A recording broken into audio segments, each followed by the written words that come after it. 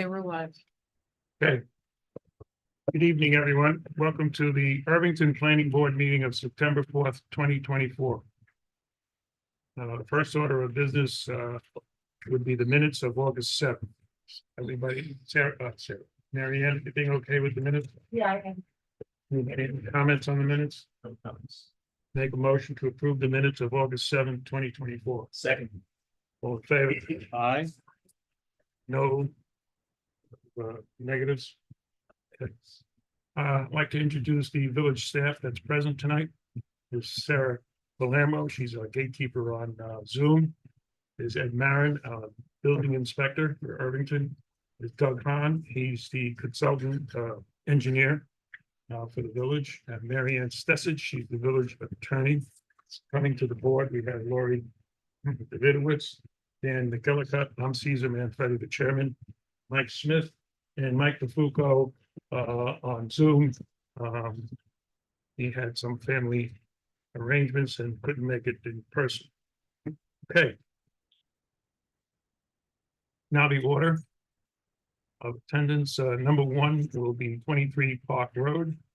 Number 2 will be 100 North Broadway, that's Abbott House, as we know it. Number 3 will be 91 Riverview Road. Number 4 is 31 Maple Street. Number 5 is 99 Grace Ridge Lane. What happened to number 6? Oh, there we go. Number 6, almost forgot number 6, which is 76 North Broadway, sometimes known as the Maxon property. Number 7, it's Castle Road, lot number 3. Number 8 is 42 Main Street. Number 9 is 103 Hudson Avenue. Number 10 is 15 South Ecker Street. And number 11 is 15 Circle Drive. Okay, we'll start with number 1. That would be 2024-14. That's 23 Park Road.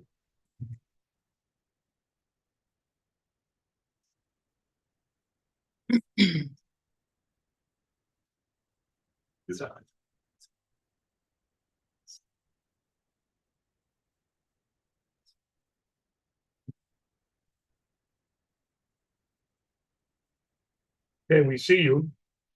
Do you hear me now? Yes. Okay, great. So I will share my screen to remind you of this application.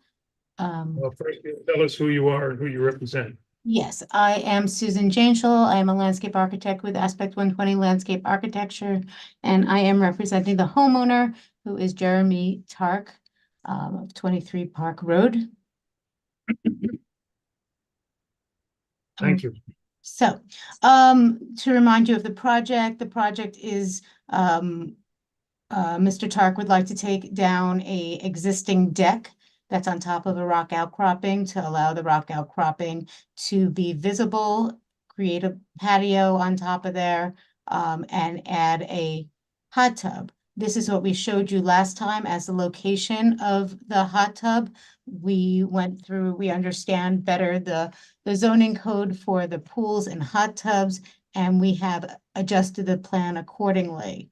We moved the hot tub to a different location that is 20 feet from either property line. We this is the site plan. The top area you see, this is the area of disturbance, and then the area of disturbance in the lower area. This is downhill from the rock outcropping. You see we put in a fence as required, and we provided a location to drain the hot tub to an existing Coltech that exists underground in this area. Now, we just got the the engineer's review memo, and there were 4 items on it. The first we understand, and what we're here for, is to hopefully get referred to the Zoning Board of Appeals, because although we are reducing impervious coverage, we are still over the allowable. The second thing is some confusion about what is to be shown or what's not to be shown over the property line. we are not going near the property line on this application. So we took off information beyond the property line. Since it really doesn't affect what we're asking to do. But I think we might want to, understand better. Please just tell us what to do and we'll do it. The next thing is we need an engineer's stamp. I believe the hard copies we submitted had a Sorrel engineer's stamp on it. Can the engineering department confirm that? We'll have to check it. The one I saw is electronic, so Right, if right, it's, yeah, if it has it, then that's fine. yeah. Or you So, just get them, or you just get them one, that's all. yeah, no, we definitely submitted, we went, we went through the process of getting that to be submitted. So as long as that's all set, and then finally, any water, electrical needed, where the hot tub's gonna be filled with a hose, so no water is needed there. And we just need to understand the process of the electrical, that's the next step in getting them on board. And the applicant was just waiting for the approval to get the next, technical expertise on board. So I guess what we're asking for is to be, referred to the zoning board of appeals. The hot tub is further away from the deck area. Is there a path that's going to go to the hot tub? Or There is no path. It's a rock outcropping. Basically, the whole backyard Oh, is that's right. rock and moss, and that's just how they roll there. There's not paths all over the backyard. Right. You know, Okay. And there's any screening for the hot tub, I guess? Yes, we added evergreens at the property line down to the south, as well as at the property line to the west. Thank you. Sure. You want to add anything else? We're done? You're finished, correct? Yeah, we're finished. Any comment there? No comment. No comment. I have no more. No questions. Thomas. Sarah, Michael Foucault. we're getting to that. Michael Foucault. No question, no Oh. comments. Aye, okay. Thank you. I looked at the empty chair and I forgot he was. Anybody on the Zoom for comment? No, nobody's raising their hand to speak and there are no comments in the chat. Anybody in person would like to comment?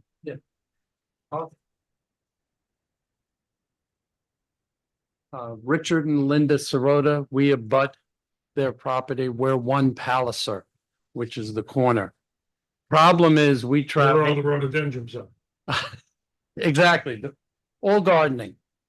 She lives in the garden. Periodically, she comes in.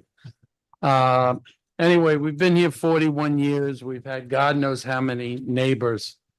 And we come back from, I forget where, and all of a sudden there is a fence, a very nice fence abutting my fence. And my fence is about 12 feet away. They asked for an easement. We responded with counsel and said no. And we would like the fences that are on our property to be removed. They just went ahead and built it without any final decision. We can give you a copy of our attorney's letters, certified mail that went to them. So we have a problem. Let me ask the engineering staff over here. Susan, can you put up the site plan? Show me the fence, please. Yeah, I don't know that there's two fences here. I need to see the compliant pool fence. This is the, I don't need to see all the fences, survey. just the pool fence you're using. I'm sorry? I just need to see where you're putting the fence that's required by state and local law. Oh, where we're putting the fence around the pool? Where's the barrier you're using? It's going to be around the pool down here. Where's it shown on the plan? Here it is. Oh, it's shown. What was that? Oh, it's just there. Okay. It's not on the property lines right here. Okay. That's not the that's not. No, I apologize. The first question we have to ask is the required fence, not on their property. Now we'll go to the next thing. Now, We're gonna proceed. Len, you Yeah. took a picture about 2 hours ago. I mean, I don't yeah, yeah, know if this I know. relates to. You have to announce yourself. I just- Linda Sirota. Ah. One Palace Road, Irvington, New York. I don't know, I mean, this application is to build the hot tub. They moved the hot tub because of But they were too property close. line violations. Yes, they asked us for an easement. We decided we didn't want to give them the easement. When they came to us we looked at what they were doing and we realized that they had built a stone wall for sitting around a fire pit. And they also, all of a sudden, one day recently, like the end of July, their dog got into my yard and we just replaced our old fence with a new fence, which is exactly the same fence that we had before. So the dog was in my yard and I couldn't figure out how the dog got in my yard because the dog was a big dog and the gates weren't open. So then after I got him out of the yard, I went around the whole new fence and the property line. And I noticed that they had constructed a fence that was on our property. And I know that it doesn't have anything to do with the swimming pool here. And I get it's a neighbor thing. I don't know if they put a fence where it shouldn't have been. Sent them a letter and registered. Yes, yeah. Saying to remove it. Yeah, I'm just saying this between neighbors. It's really not a planning board issue. It would be if the fence were part of this application, but since it's not part of the Application. But Yeah. technically, I apologize, I'm speaking to the microphone for the transcript. technically, they put up a fence on my property. Okay, so we sent a registered letter asking for them to remove fence, stone sitting and everything else that's on our property. Have not heard back. If they say no, what is the due remediation? Where do we go? I always hate to encourage, try to work it out with the neighbors. If you can't, you. I'm in the I think real it's like estate business. I hate do to this all recommend day. that Anybody go to court, but it's not a. It's out of our jurisdiction. Okay, If we It's were in the end to, between neighbors. no, if we were to see it being built, Uh-huh. we could issue a violation for. yeah, but it's built. We didn't see it being built and we're next door. I apologize, because No, we didn't see it being built. It's out no, of our and it's also out of the norms of a good neighbor policy. I mean, we've been here, as I said, 41 years and we've never had an issue, never We probably probably 7 families in that house. which is very. Yeah, I apologize one at a time into the microphone. sorry. Yeah, I apologize. That, no, used to it. All right. So Yeah. anyway, we'll wait till we hear from them. If not, we'll give the local courts some business. That's all. When did you actually send the letter to them? Len, you have the date from Michael? Bad dates, so. She's much better. August 27th. August 27th. Oh, so failed.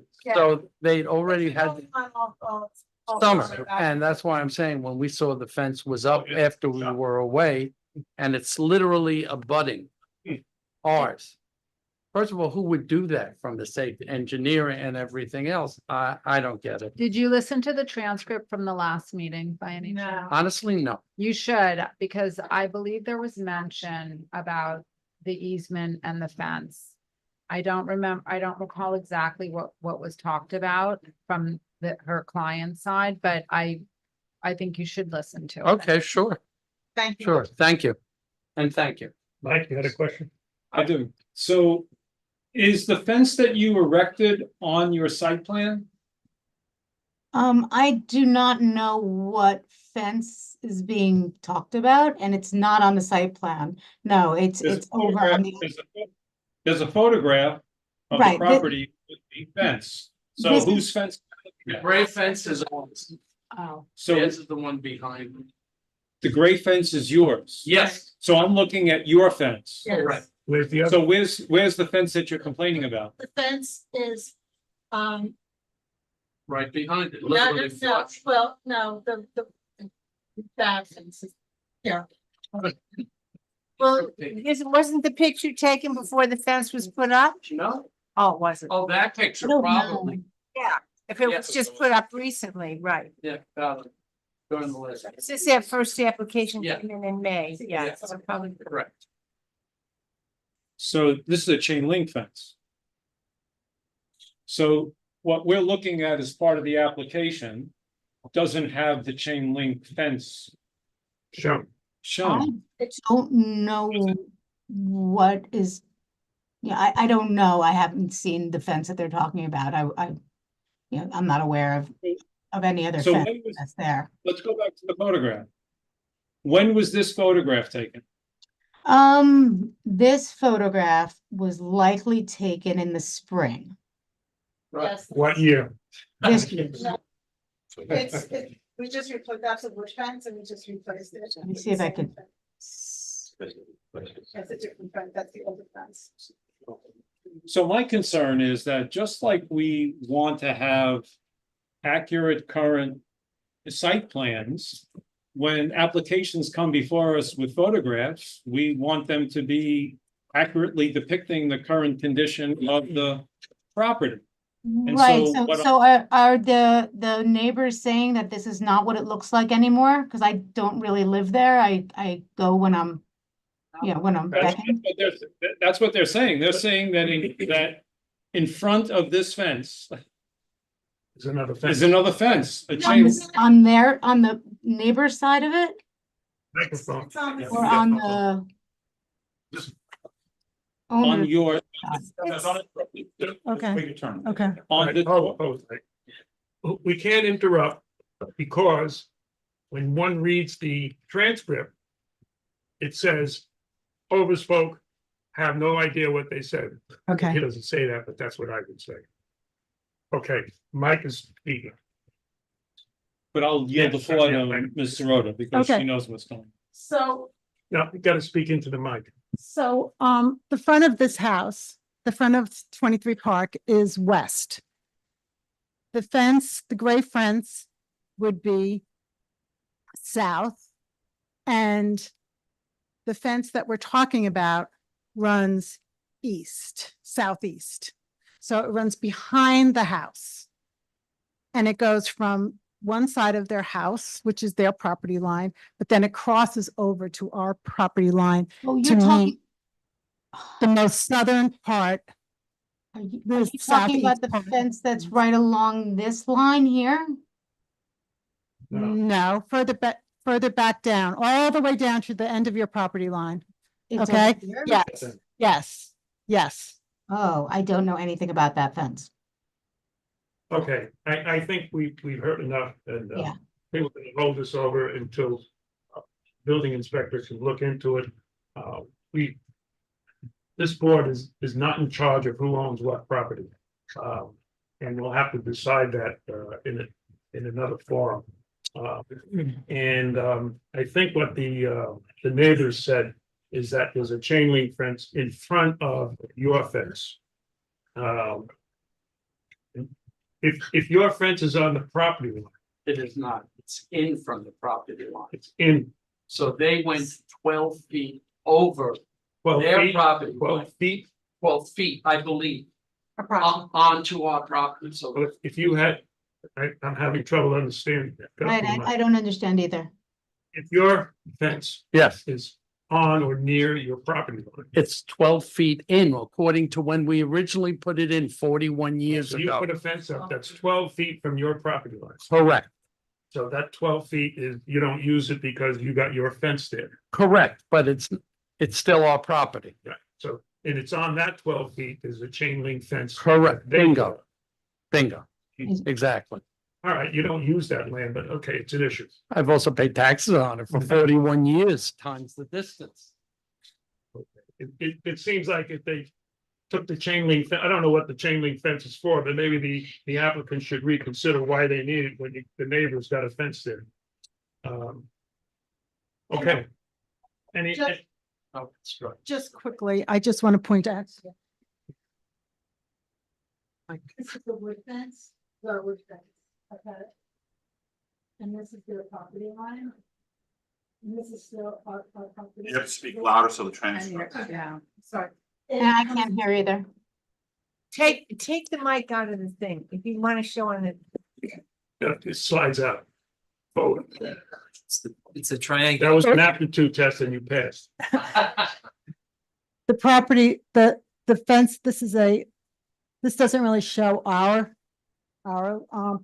property line as much, but this is where they put in the fire pit sitting area. And then, so this area here is our property and the fence comes into our property. Oh, I see. And it's not a parallel fence, it's No, perpendicular. exactly. So if I wanted to get to my property over here, I'd come down here, I can't get Then into you have to here. go on somebody else. We Need to can't go see around. what you're pointing to on Zoom, so we're not be able to respond to that. Could you, if I'm pointing to it, can you tell me if I'm pointing to the right thing? You're talking about the fire pit area that's. Hold Yeah. on, please. You're both talking at the same time, which is not good because it doesn't get recorded at all. Okay, the applicant's consultant could speak. She was trying to say something. Yeah, I was just saying that we don't know what you're pointing to because we're not seeing it on Zoom. Explain that. So maybe, According to your north-south, raise that up a little bit so I can see the north-south arrow. It's down a little, it's down. one second, I actually, I was zooming it in so we could see it.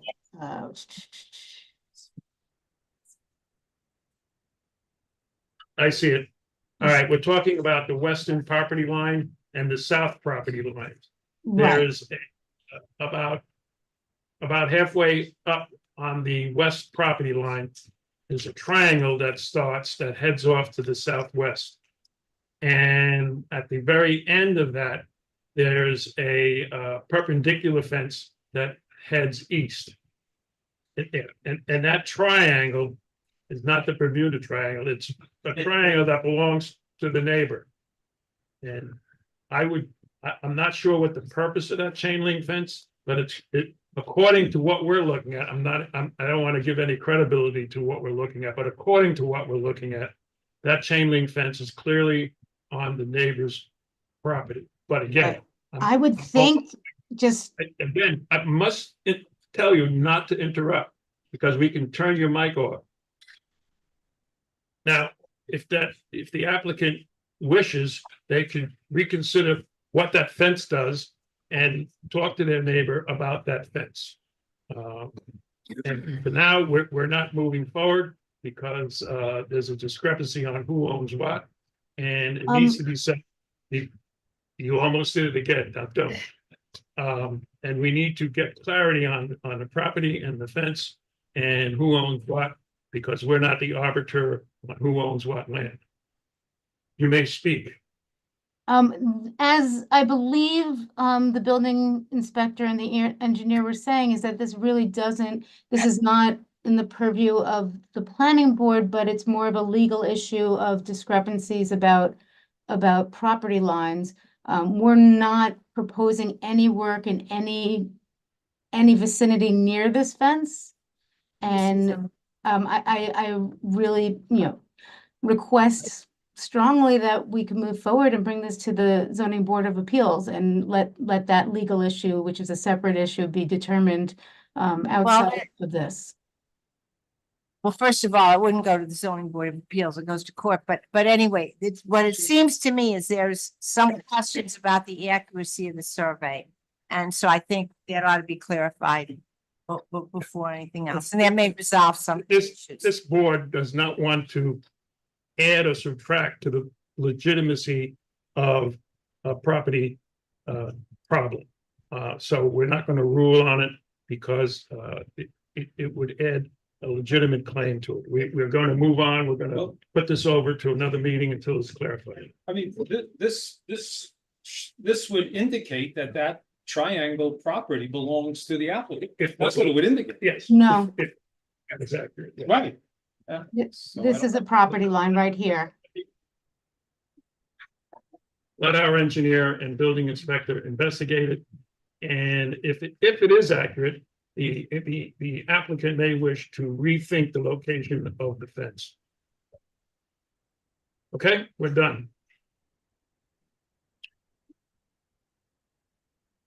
Anybody else have a comment on this besides the applicant? Lori, No comment. Dan, I have no comment. Mike, any fit further? Nothing further. Having that heavy discussion, did anybody chime in on Zoom? No. Is there anybody else in the room who would like to speak? No. Okay, this is held over, and you're welcome. And should you desire to go to, the ZBA, in spite of us holding this over, and we would know that you did that, and we would send our comments to the ZBA regarding what we just talked about. No, Thank you. we're gonna do the process as you want us to do the process. You know, it's just unfortunate because we're actually improving the property and improving the impervious surface here. So we're just keeping it in a worse state than it would be otherwise, but that we will do what you want us to do. Okay, thank you. We'll see you next time. You know, the previous owners, this was the Lockwoods, right, correct? There've been so many owners of Yes. that property. Yeah, but that was like two houses Oh, okay. before. Yeah. I know who they Yeah, They okay, bought. thank you. There's been more Yes. people in that. Sarah was at one a, point to lock with the. yeah, he was a classmate of my daughter Yes. in his store. Take care. Take care. Okay, we're moving on.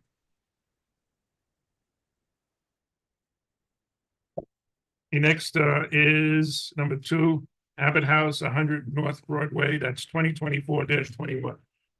Hi, I'm Justine Christakis. I'm the, Would you like Edward to adjust that? oh, no, that's, can you hear me? You gotta stand on your toes. You could limit that. Yeah. Yeah. I'm Justine Christakis. I'm the president and CEO at Abbott House. Also here is Walter Montgomery. He is the longstanding chair of our board of directors. So this is an application to amend our special permit, adding 12 individuals with developmental disabilities to use our school building. Okay. That's it. That's it. Could you give us some explanation of how they're going to be serviced and the accommodation? Is there extra staff or? Yes, so there, no more than 12 individuals will be dropped off. They do not live on the premises. They'll be dropped off by their residences to Abbott House between the hours of 8:30 and 9:30. And the majority of them, maybe 3 to 5, will stay in the building. The majority of them will go out into the community and do activities. They bowl, they go to food pantries, all of that stuff. The ones that are staying in the building, however many are in there, will have the same amount of staff. So if there are 3 left, there will be 3 staff there. If there are 5, there'll be 5, but no more than 5. Do they come in a bus or A van. many in a van? Some are, of the 12 that I know of, they are from the same residence. But there are, maybe there are 6 or 7 residences that are dropping off, but then they total 12 individuals. Okay. That makes sense. Just trying to determine the traffic, because we have a project nearby that Okay. the main concern is traffic, Okay. and we're trying to determine what your traffic is. It's a quick in and out. Strawberry. Oh, yes, quick in and out. It's coming up Strawberry, dropping off and then leaving. So there's Staff are multiple there. people in the van and That's correct. maybe 7 or 6 in the van and 6. Roughly, yeah, yes.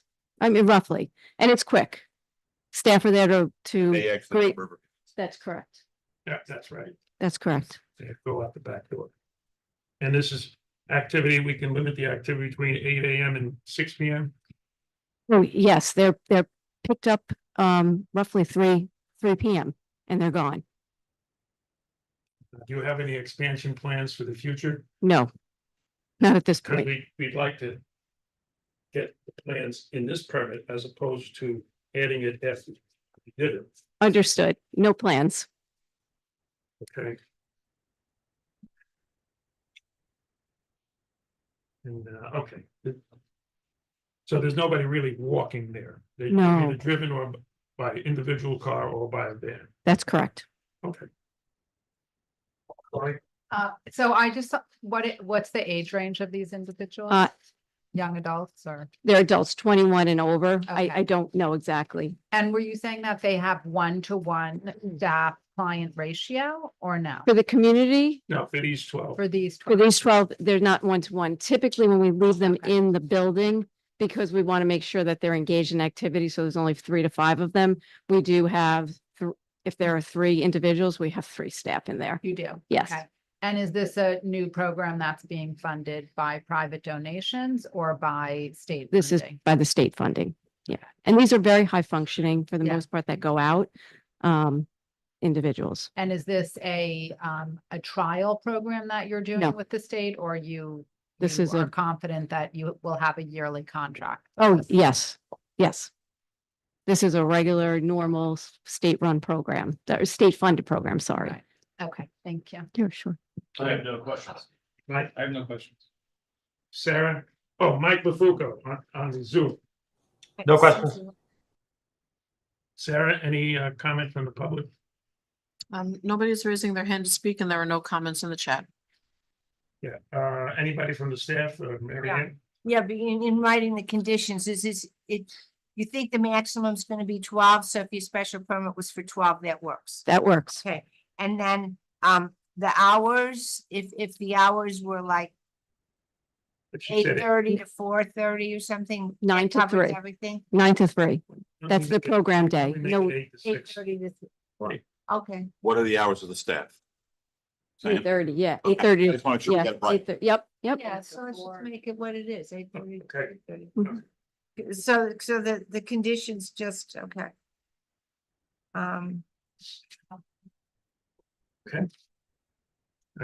Come back next meeting and we'll have, presumably if everything goes correctly, we'll have a resolution. That's why she's asked. A renewed special permit. Okay, thank you very much. Thank you. Thank you for your presentation. Thank you, Walter. Moving right along. 2024-17, 91 Riverview Road.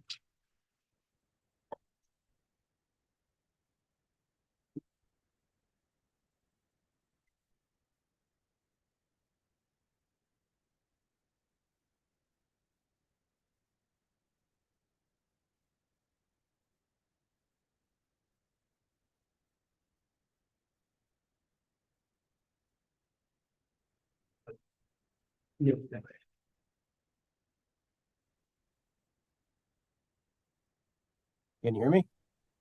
Yes, we see you and hear you.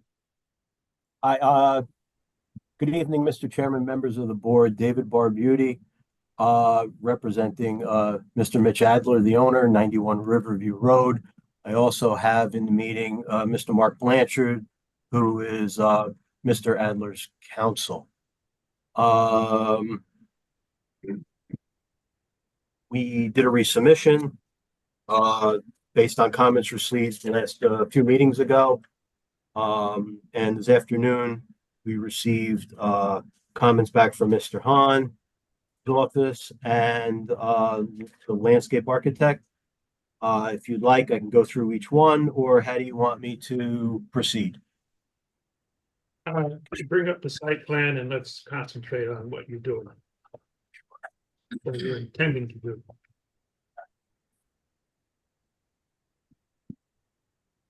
I assume from your look, you're trying to bring it up. Yes.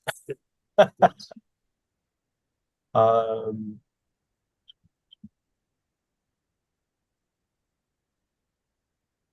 how we doing? Well, we Still listed we documents. can see your list, but we don't see the plan. Let's try this We're again. back seeing you and your attorney.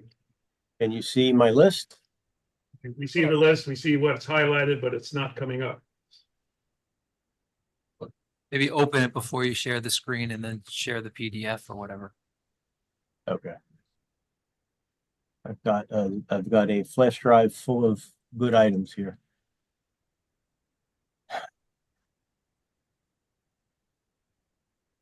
While you're looking, Mark, we got your letter and it's been distributed.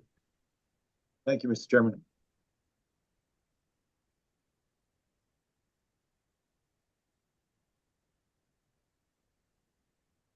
How are we doing now? Yes. Yes or no? Yes, yeah. Okay, thank you. Sorry about that. Okay, so, site plan, basically, I have got a two-car garage addition at the back area of the existing two-car garage. Can you Uh, make that a little bigger? Make the plan a little bigger. Blow it up a little bit. how we doing? Better? That's, That's. Thank you. Okay, existing two-story brick residence. Where my cursor is right now, there is a one-story, two-car garage, adjacent to the house at the lower level. Immediately behind that, we are proposing a two-car, one-story garage. Some minor modifications, as you can see, to the driveway, adding some impervious surface. My site engineer did relocate the drainage into the driveway, taking it away from the tree in the backyard, which I think is a plus. For the most part, just a little, I'd like to get some clarification on some of the, especially item number 3 and number 4 from Mr. Han's office. If I could set up a call at some point, tomorrow or the day after. I'm not quite sure what they're looking for because I thought I addressed all those comments. Sure, yeah. he said, sure. Okay, perfect. Other than that, are there any questions? We did do a rendering. I do have photographs. You know, Bring it up. as requested.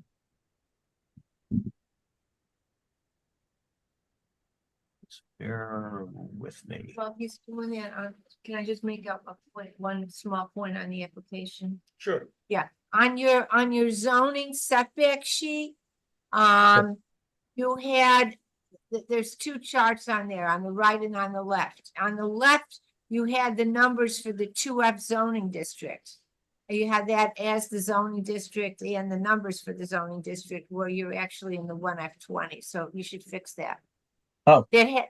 That's not in Han's memo, so that's what, so just take note of Okay, that separate. no, sorry, apologize for that. That's, can you see the rendering? Not yet. No.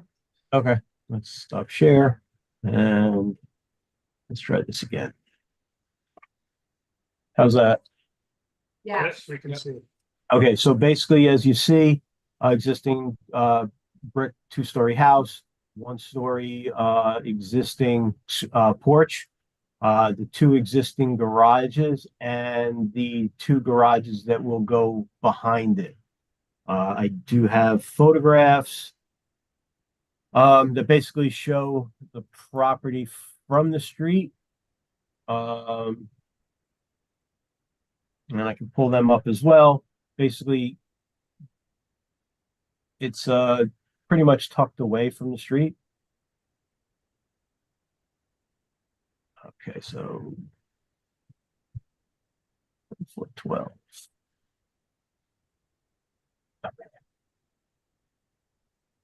Before you go to that, I have some comments that may negate the need to find it. Go ahead, you got it up. Go ahead. Okay, so that is basically going up the hill on Riverview. As you can see, it's basically the house is kind of tucked away. You can see where my cursor is the furthest garage to the north, and our other 2-car garage will be tucked away to the north of this piece of property. I also have. Before you leave that photo, you're doing work on the driveway, putting in some heat. So yeah, so we're proposing to do, There's a concern with the trees that are adjacent to the driveway that you may be doing work on. They need to be protected. Go ahead. Well, so basically can you see the photograph of the house? Or is You it? can see the cars in front of what probably is the garage. Okay, so this is a good picture. So basically, as any typical driveway replacement, it's going to be milled. The sub base will be compacted and basically going back with a heat tape underneath it and asphalt going back over the top. Yeah, It's, but the two trees adjacent to the work on the driveway are a concern and they need to be protected in some way. oh, right. Yeah, we will protect it. We'll put whatever type of protection around it, on the outer face of the curb. You know, so no vehicles hit it. I would assume that's the issue. I mean, we're not going to disrupt the root system that are exposed. I'm not sure what's going on underneath the driveway. You need to give some explanation to that. Our landscape architect probably has comments attached to Doug Hahn's letter. Yeah, there's a couple of comments in there that I believe those two trees, she's looking for protection. I'll put a call into her and have a conversation just to see what she's actually looking for. But Right. that shouldn't be an issue. What else? I believe one of the other photographs you guys had requested. So this is basically a picture standing from the garage, looking towards the neighbor to the west. It's heavily landscaped with evergreens. There's a partial wood fence there. I do have a photograph from the adjacent property looking in if you'd like to see that. Sure. It's up to you. I think we've seen it. Okay. John, let me know.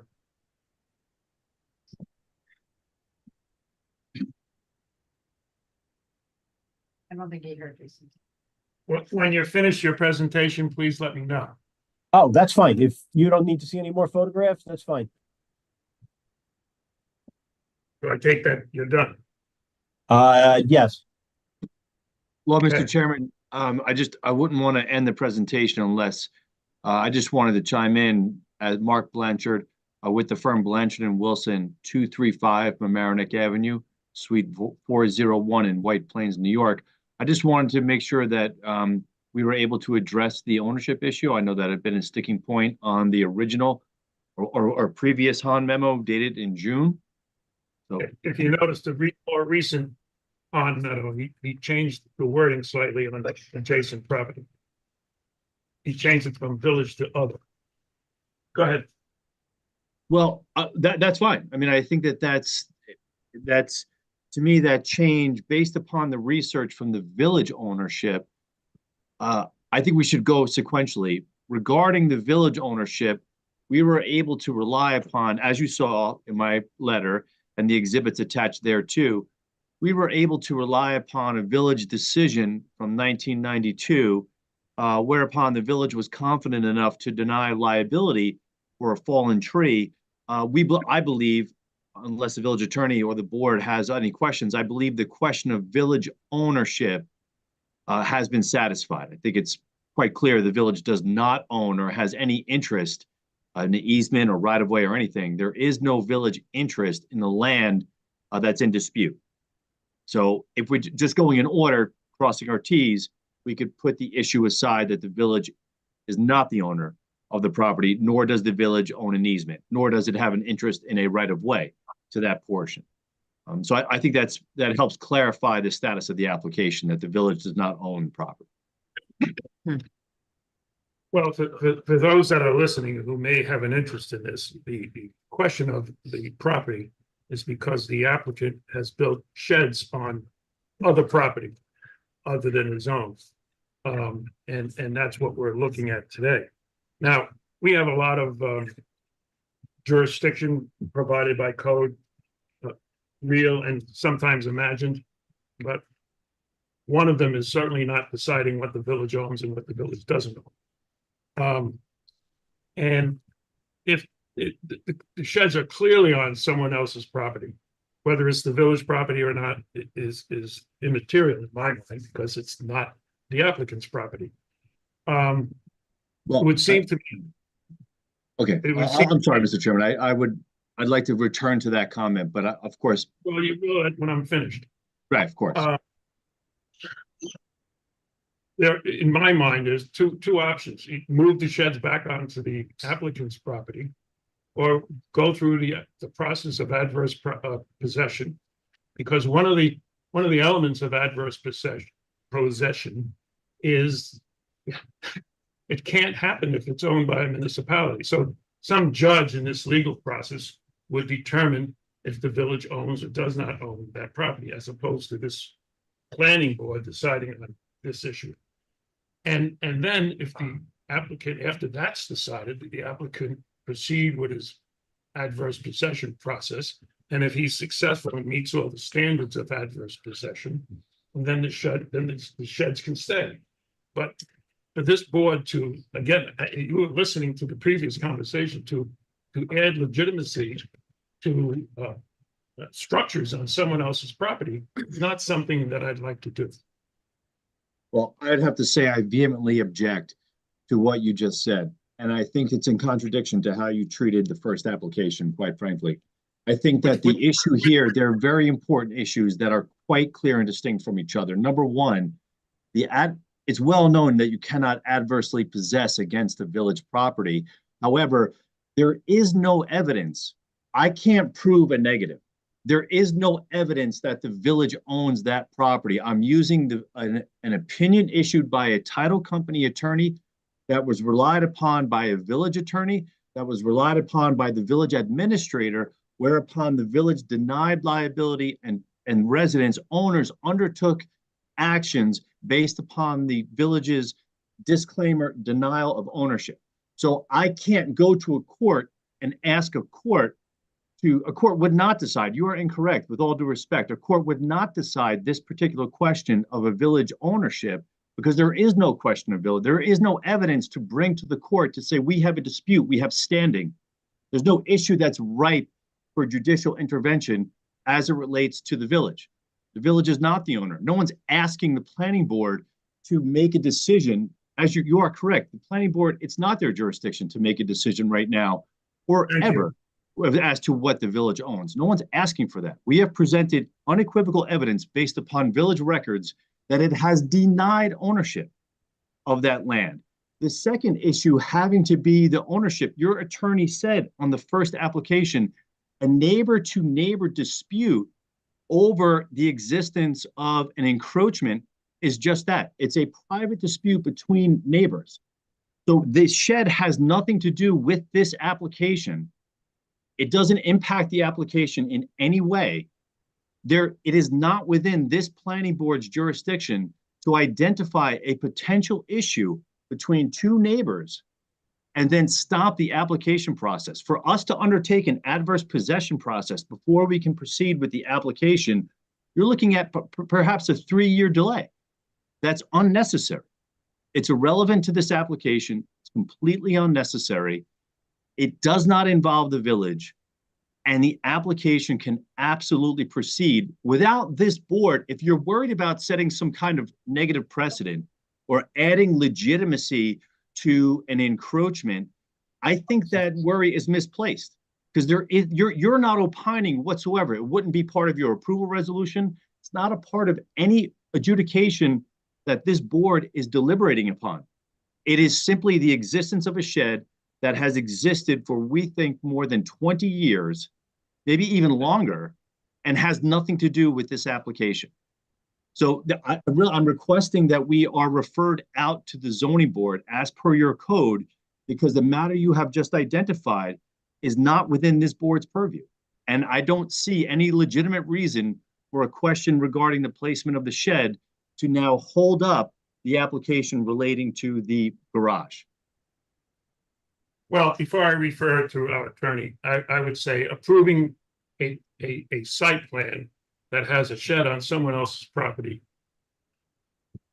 is sort of a blessing by the planning board that shed's okay. But that's my opinion. I'll rely on my attorney to answer. Besides, there's a major other problem with this application, which we'll get to when after Marianne talks. Yeah, I mean, I do agree with Mr. Blanchard that there's probably, pretty good showing here that it's not village property. I agree. But that's not the point. The point is the board can't, the drawing that you provided shows a structure on somebody else's property. The planning board can't approve that. They can't approve the structure on somebody else's property. And the thing is, you might say, okay, let's just forget about it, just through the part of our property. But the thing is, part of that shed is on the Adler's property. Part of it is on adjacent property. So it seems to me that two ways to deal with that are either just take the shed away. You can't like not put it on you shake your head, no. I'm telling you what your options are. Your options are. Those aren't the only two options, with all due respect. I'm sorry to interrupt you, but those aren't the options. You just interrupted me. The options are to remove the shed. And so then there's no issue with any encroachments, approving anything on neighboring property, or somehow, resolve the ownership. You probably do own the thing by adverse possession. It sounds like you might. Pursue that. I mean, at some point, it seems like it's an issue that's going to have to be resolved when they sell the property anyway. Listen, a third option, I hear what you're saying. Those are two options. Those are not the only two options. Because the question of a neighbor to neighbor private dispute is not within the purview of this board, a third and simple and the most proper option would be, and just so you know, I used to be the corporation counsel in the cities of New Rochelle, Peekskill, and Yonkers. I was also the planning board and zoning board attorney to the town of Yorktown. I have a lot of municipal experience from sitting in on the municipal side of things and representing municipal boards. So I've been through this quite a bit. The other third option, which I think is the most reasonable and the most appropriate option, is that the planning board simply acknowledge within, let's say we get to the day where we have an approval resolution. The planning board simply acknowledges either as a condition of approval or as a therefore clause, an operative clause prior to the conditions, or both. The planning board merely has to say, we acknowledge there is a potential for a neighbor to neighbor issue regarding a potential encroachment. Planning board is making no opinion right now as to the status or the legality of that encroachment and leaves that for the owners to resolve among themselves. This is not an issue that is within the board's purview. A recognition of the planning board that a potential encroachment issue might exist is the most appropriate way to proceed, and it does not pull into action now a 3-year delay to undertake what's essentially an unnecessary adverse possession action. I could see if the neighbor, like we had on your first application, the neighbor came forward, the neighbor objected, now there is a dispute. No one here, that's not happening here. The initial memo called out the village. We solved that problem. Now the memo is calling out a vague question of ownership. I don't know why that is. Here, the planning board merely has to acknowledge the existence, that it can explicitly acknowledge, it makes no opinion as to the existence, it can explicitly acknowledge that it is not approving that existence. And then it allows the two property owners to proceed and use the quiet and best use and enjoyment of their property. That's something the board can consider, but for you to say, you don't know why the board even looked at the ownership. They looked at it because you showed us a property. I didn't say that. And with buildings on it, that wasn't your property. That's why the board looked at it. The board could consider, you certainly have other issues, but the board could consider something along the lines that you said. Are you okay with that? Too. I would not be uncomfortable with that, but I think there's a bigger issue. Well, they still have to document the access, which is in setbacks, the undocumented access. Well, that's a different issue, but yeah, well, so point that out. That's different than the bigger issue. You still have to document the undocumented access in the rear yard setback. Is that what you're Well, the saying? shed is undocumented. The shed is undocumented and the access ramp or stairs, I'm not Yeah. sure what is on the plan, is shown on the plan, is on your applicant's property. That has to be documented through this process. It's coverage. Let me ask, was the sheds built by the current owners or the previous owners? Does anybody know? I believe the shed was built by the current owner who's been entitled to the property for, I believe, 40 years. So he built the sheds without getting any approval from the village. 40 years ago, perhaps, I don't know. We don't have any documentation of the shed. We have no documentation. There's another wrinkle. Well, but that You- would be a separate issue for us to work out with the building inspector. I mean, Yes, well, I it's don't also, see how it strays from the position I've already stated relating to this particular site. Breaking different issue. he's raising a different issue that there needs to be if these steps that go up there are in the setback. So Well, the steps are an issue raised right now. The permit to build the shed is a separate issue. We're creating, each is an issue. But the shed itself, again, we're just simply asking for this board to refer us out to zoning. We have a lot of homework to do for the variances, for the adding the number of bays in the garage, for the setback issues that may be triggered by the construction of the addition. So I think for this particular meeting, we're not trying to not deal with anything, but for this particular meeting, I'm not understanding why everything has to grind to a halt. And we can't go to planning when the shed issues are very reasonably dealt with. retroactively. If you're okay with that wording, we'll work that out later if we get to it. I'm okay. I don't know how the rest of the board feels about it, but. Okay. The other issue, which is kind of important, at the last meeting, you weren't there, Mark, but we clearly stated that the zoning for this area is no more than 2 garage bays. And was stated that 4 is certainly out of the character of the neighborhood, and perhaps 3 might have been out of the character of the neighborhood.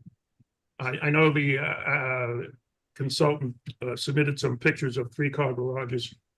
There are at least 5 3-car garages that I counted, and I stopped counting when I got to 5. So that 3-car garage, the characteristic of the neighborhood, may be taken care of because there's at least 5 other properties on Riverview Road that have 3-car garages. But that's a matter of the zoning board to give that variance from the zoning of 2. However, the 4-car garage is something that and I'll ask the rest of the board, that have difficult making it acceptable because it's totally out of the character of not only that road, but that area. And I've been doing this for many years. And while I'm never specifically looking for 4-car garages, I've probably been on every street in Irvington and looked at several hundred houses, and I've never seen a 4-car garage, which doesn't mean one doesn't exist somewhere in the village. But I know the maximum of the zoning is for 3 in other zoning areas. So we have a great difficulty with the 4. And before you speak, I want to ask the rest of the board. Lori? While I agree that the site plane of the garages is a bit hidden, as especially the back 2, I also really agree with Caesar that it's not in the character of the village to have 4 garages. And I would ask, is the intention to park 4 cars in those garages at all time? Or is the intention to use the additional garages for other space? Dan? Yeah, I too agree. A 4-car garage would be out of character for the neighborhood. Mike Goldsmith? I agree, and I haven't seen a reason for 4 garages. And Mike Fufuco? I agree. Also, the existing 2 garages look like they're separated by a decent amount of space. Do we know if they're actually connected or they're completely separated? I'm just looking at the. They are photo. connected. They are Connected connected. in, or is there a wall? Inside, they are connected. Okay, and I didn't hear there was a response, are they connected or not? And there was a response that I didn't hear. Yes, they are. They're connected. Okay. Anything else, Mike? I just want to know, is that within your expected width of a 2-car garage? Because they're normally the doors are together, not separated by that degree. Or does it actually make it a even larger space? Just trying to understand So the size is pretty standard. It's actually a little bit substandard to a two-car Okay. garage. And the reason why we did the two single doors on the new section was to maintain the uniformity of the old section. And it is my understanding that he will be parking 4 cars, one for each bay. And do you have another picture that actually looks down the driveway? The picture you showed us, it's kind of from the property next to it, looking in rather than down the driveway. And, you know, I'm looking on Google Maps myself here to have the pleasure of being able to do that. And it's a lot less hidden, but also, you know, I don't know how. I am just trying, give me 2 seconds just to bounce through some photographs.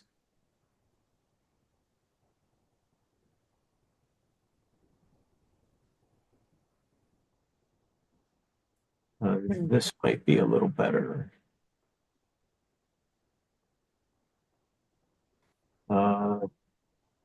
Just give me one second. There was a photograph in the application that showed the 4 garages from the street. Is that what you're looking for? A rendering of the 4. There was a rendering of the 4. No, I don't want to see the CJ. I don't want to see the 4-car. I just want to have a more accurate representation of what it looks like from the street, because the photo that we looked at earlier was allowing the trees between the properties to obscure what is easily visible from the street if you took 5 steps forward. Right. So this is basically at the apron. If you could see this photograph. Yep. So the intent is the white and the red car go in the other 2-car garage because the other 2 bays have cars in it already.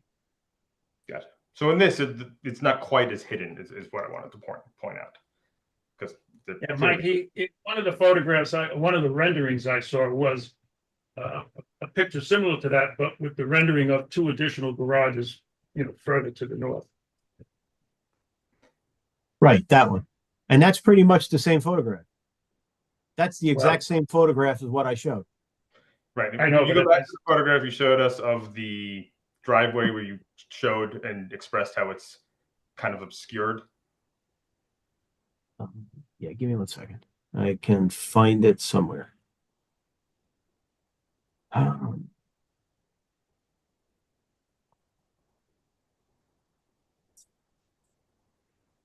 Is that the one you're looking at? So that's pulling up the street right by the driveway.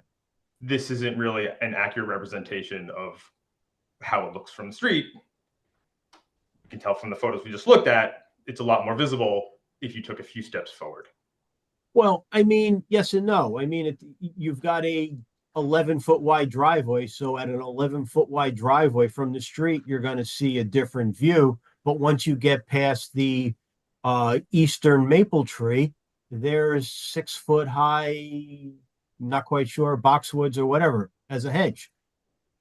You know, it's no different than if you're on Google Maps, go down the street to Lower Riverview. There's a 3-car garage down there that has 4 cars or 5 cars in the driveway.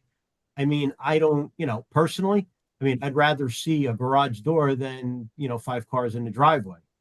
So, I mean, it's really, you know, subjective in my opinion of who likes to see what, I think.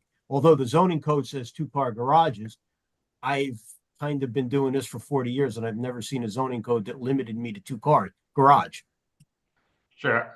So my point was just to make sure that the board and we all had the opportunity to realize that this is not the way that the garages will be obscured, and that from the other direction and from actually in front of the house, they're not obscured, because you showed this and said it's a representation of how obscure they are.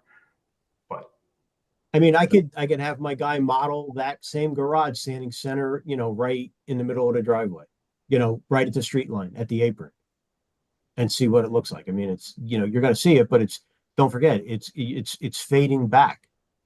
So you're going to see 2 more garage doors, but it's going to be, you know, as it goes into further away from the house and further away from the street. I mean, visually, I don't think it would be that, displeasurable. Okay, Mike? Yep, I'm all set. Mr. Chairman, may I respond to the Now, let's other finish comment? the public comment first, okay? This way you can respond if there's somebody in the public. Yes, sir. Any public, Yeah, the homeowner would like to speak. okay?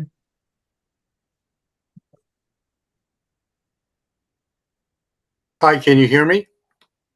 Yes, we can. Okay, thank you. Mitchell Abdur. Thank you again for considering this application.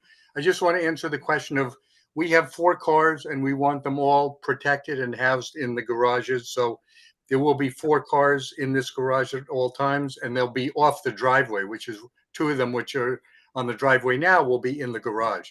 I can share a picture of what I think you're looking for, a picture looking right down the driveway from the street.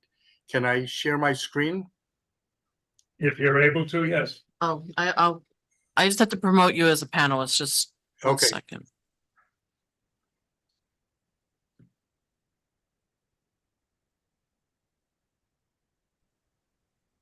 Let me see if I can share entire screen. Yeah. And then I will. Do you see that picture? Yes. So this is looking at the driveway. So where you see now, beyond those 2 garage doors, you see a white fence. So instead of that white fence, and even set back from where that fence is, you will see, it won't be easy, but you'll see those other 2 garage doors at a pretty acute angle. It won't look very much dissimilar to what you're seeing now, other than the presence of the windows. Okay, thank you. Okay, thank you. Anybody else, Sarah? No. Well, apparently, in 40 years of your practice, you haven't seen a zoning of limiting 2 garages, so Irvington is very happy to broaden your horizons and that we have a zoning requirement of 2 garages. Counselor, you going to say Yeah. something? Thank you, Mr. Chairman. I think, as the board, you had sort of conducted a straw poll, if you will, of the board members who share your concern about the number of bays, the 4 bays. As it relates to those, to the to the opinions of the board members, I can't think of another word to use. I'm not using that in any kind of disparaging way, but the opinion of the board members relating to the 4th bay, when, with all, I think those comments are properly contained in a letter. The referral to the zoning board often has a negative, positive, neutral resolution from the planning board. But in terms of the final dispositive adjudication, if you will, of the application, honestly, it really is for the zoning board to look through the 5-part balancing test. Obviously, the nexus is all the character of the neighborhood. It all comes out of that.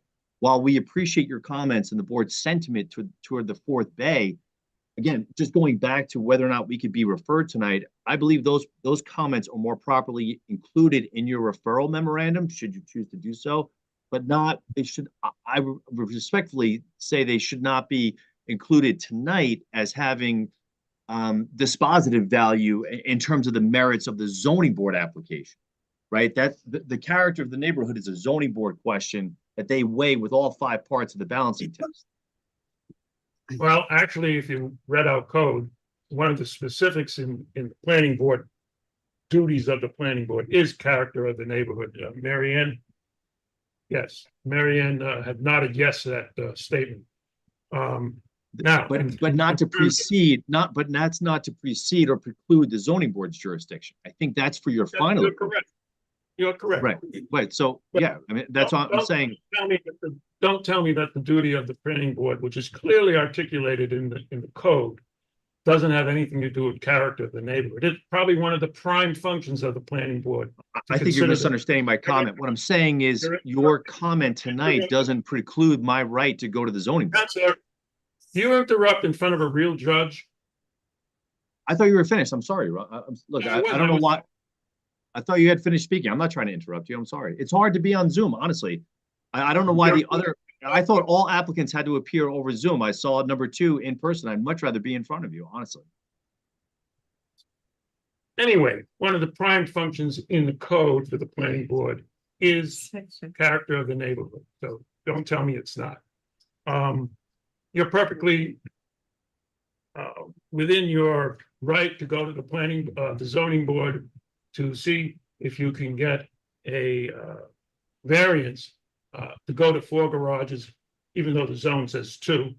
And we are in our right to send a referral note in the negative if we all decide to do that. Yeah, that's what I'm trying to acknowledge. Yes. We could send a neutral note to the zoning board, positive note or a negative note. And let me see. Where are you? Mr. Chairman, just to clarify, if I might, before you, I don't want to, I'm not trying to interrupt you. I just want to clarify. I acknowledge the planning board has the ultimate decision on the character of the neighborhood. All I'm trying to distinguish is that this evening, for the application to be sent to zoning board, that your final determination on character is simply, I posit, premature. We should go to the zoning board, then come back to you with that evidence as they approve or deny. Well, we wouldn't even come back to you if they denied it, but letting them have their opportunity to weigh the evidence, then to come back to you. You are the final arbiter of character. I understand that. Well, thank you for telling me what my duties are, but we will do what I intend, what my duty is. What's your opinion on it? Negative or positive or what? I would be fine with it going to the zoning with a negative opinion. Yeah. I have the same opinion as well. I agree. And Mike Bufu? Same. Bufu. Same as you guys. Okay. If it's your intent to file to go to the zoning board, you're free to do that, and we will do what we normally do. Thank you, sir. May I ask just a clarification question on the meeting? I do find it much more conducive for discussion to be in attendance in person. Do we have that option? I didn't think we did. Well, we have certain parties here with large applications. They're here in person. They're sitting at this table here.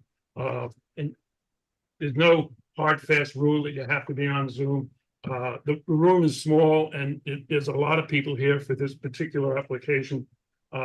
So we're just trying to control the crowd. It's a leftover from the pandemic where we wanted to control the crowd control in the little room that we have here. But you know, there was no public comment other than the owner. So you'd probably be here just with yourself and your, so you can come in person. You're not going to attract. Appreciate that. Cecil, let me make one other point. Okay, Mary Ann.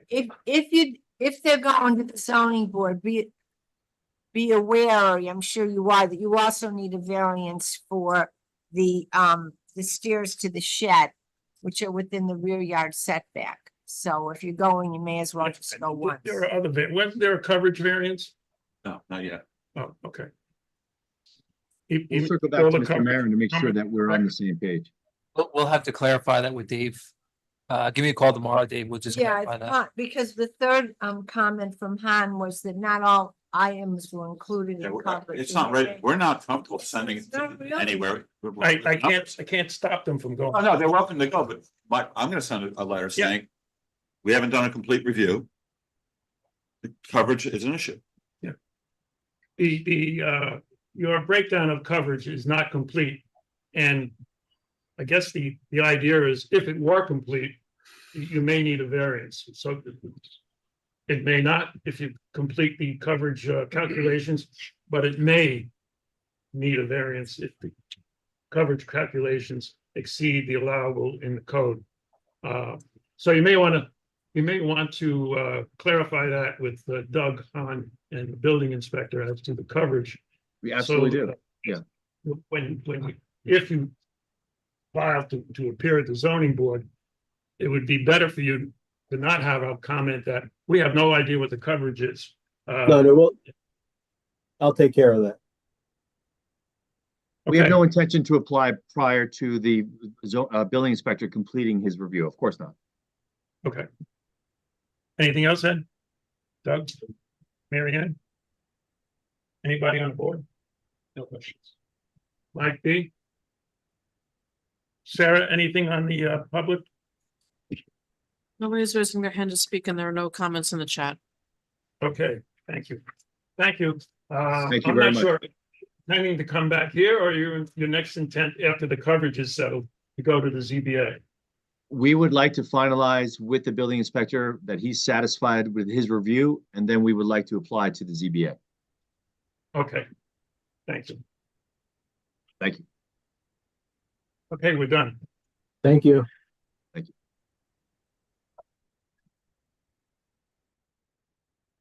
Moving along to 2021-43, 31 Maple Street.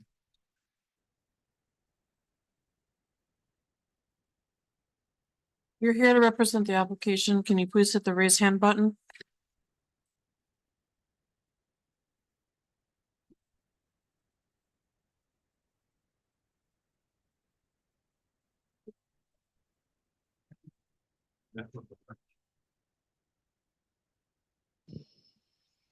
Hi, can you hear me? Yes. Great. Let me share my screen.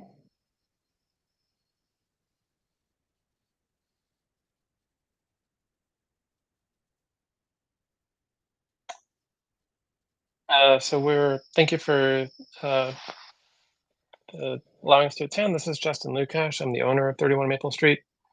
This is a revision. We were there last meeting and had some revisions to make. So this is an addition that was approved 2 years ago.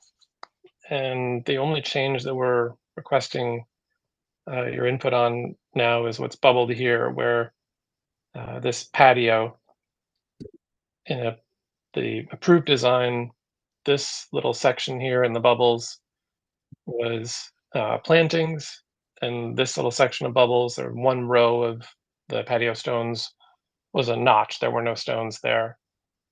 I can't remember why it was designed that way, but we didn't catch at the time when we submitted the plans, and when it came time to build, we realized it didn't sort of suit the way that the final project is. So we're asking for permission to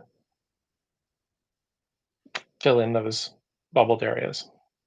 Could you highlight that the requested areas in red or some color, or fill it in color? It's not that clear. It's not coming up very clear. There you go. Let me just get a little closer here and I can zoom in there. So this section here. Bring it down a little bit. There you go. What's this total square footage of the new patio? 40 square feet.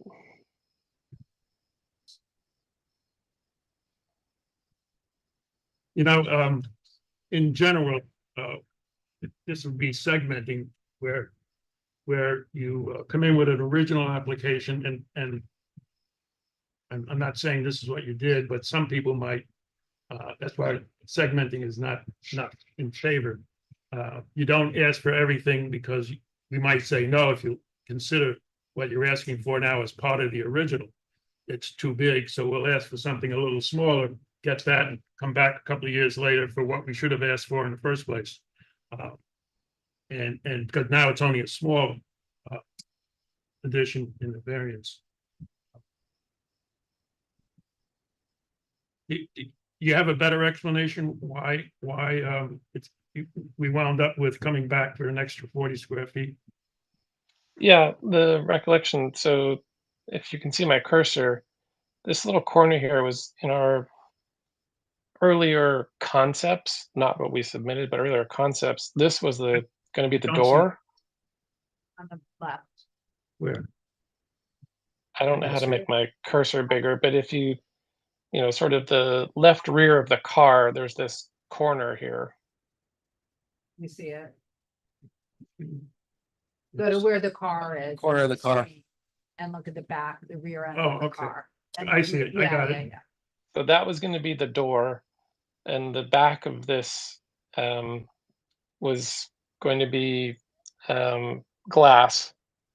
And we changed it, so this is just wall now, and the back has the rear entrance is here. And I think while we made those changes, we didn't make changes to the planting in a way that made sense. sort of our first version of doing a renovation.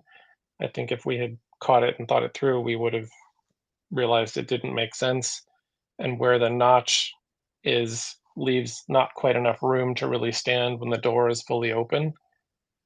Maybe the architect should have caught it as well, but it wasn't caught. So that's the best I can give you. It wasn't that we were trying to, get an approval and then come back to you. That certainly wasn't our intention. I Just think you have. an oversight. I think you have a neighborhood chart of where your coverage is compared to the other. I do. If you give me a minute here, let me try and zoom out and get to that page.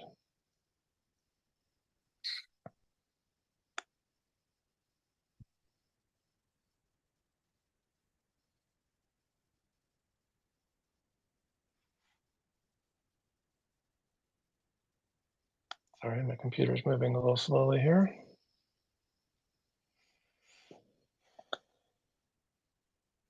Because if I recall, your original submittal needed a variance, which was rather substantial. And this adds a little more to that variance. But it'll be good to see it as compared to the neighborhood. Give me 1 second. I'll zoom in here. So in there.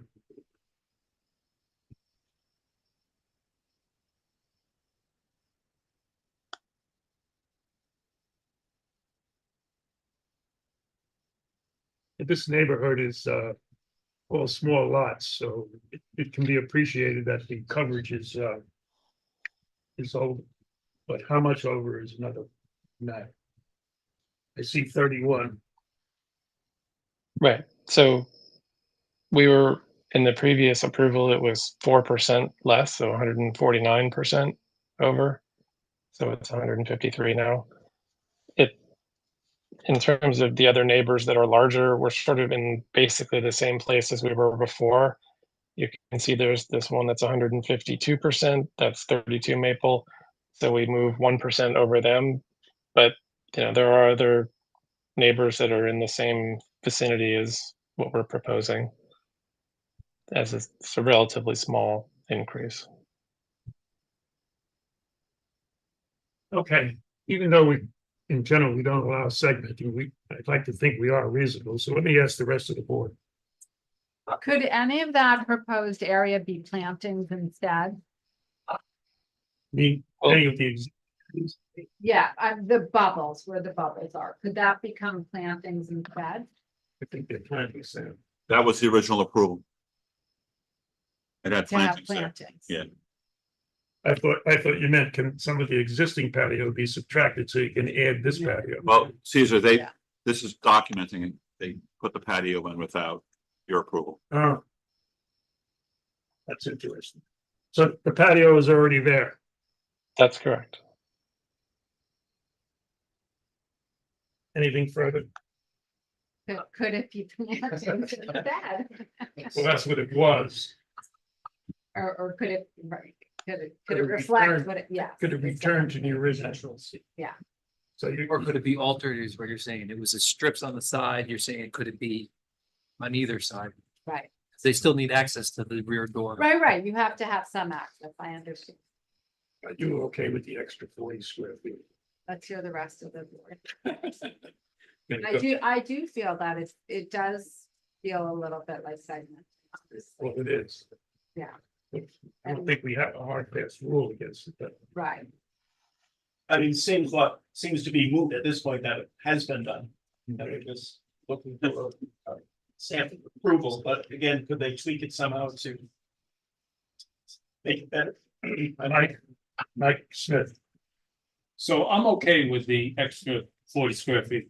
My only question is what the dimensions of it are. I can zoom in here. They're on here. 20 by 2. Yeah. By 20. So the widest here at the top is 17 and a half feet about, and the north-south is 22 and a half approximately, and the small end at the bottom here is 6.5 approximately. the. Can you outline the 40 square feet again? It's these two bubbled areas. It's really this row of bricks here and this row of bricks here. So this part of the 40 square feet was self-contained, like it just happened to be plantings instead of brick. Now we're making it brick. Right, they're pavers, right? Correct. Okay. I don't have a problem with the additional 40 square feet, although I do agree that we typically don't want to segment it, but given that they were approved at 149%, and now it's gonna go to 152 or 53%, and it's within the range of the rest of the neighborhood, I don't have a problem. Mike Mafuco, I don't have a problem with it. Sarah, anybody in the public?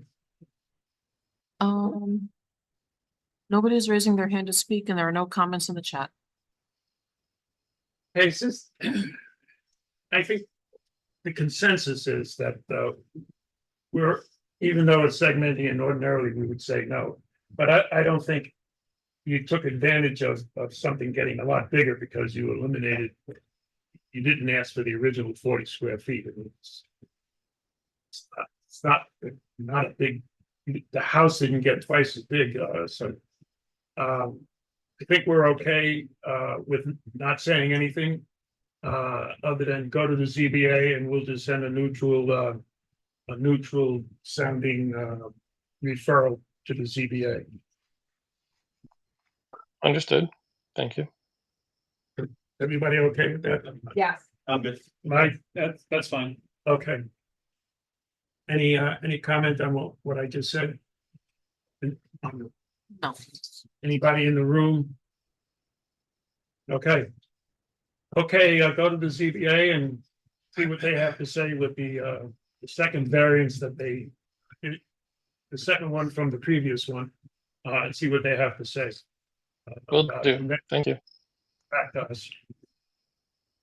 Since you're eliminating the planting, when you come back to us, give us some consideration of perhaps some planting someplace else.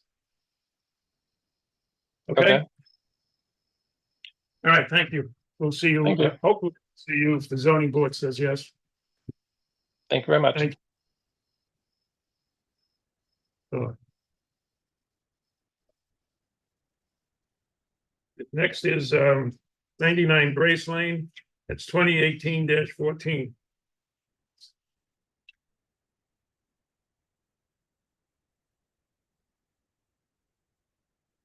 And that was number 5. Hello, Tom Malone, Ferguson Malone Architecture, representing Calvin Fieres, 99 Bracebridge. Hi, everyone. John, before you start, the issue here is flooding on the aqueduct, and you need to tell us how you're going to fix it. Okay.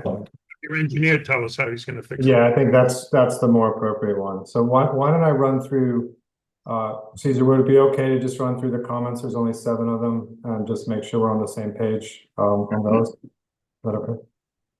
Go ahead. Okay. Let me show the screen.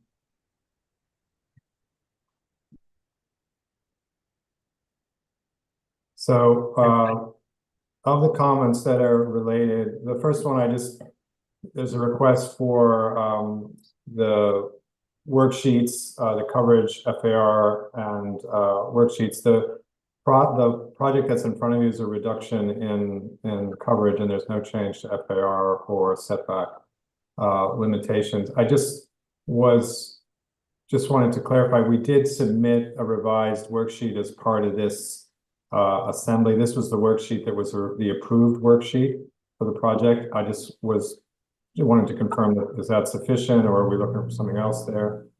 That's the old one, John, the new ones. Okay, so you want us to, in addition, leave this one, just abandon this one and use the new ones, even though these are the ones that are currently approved, this format? Could you just show the changes on this? Did you show the changes on this one, John? We did. Okay.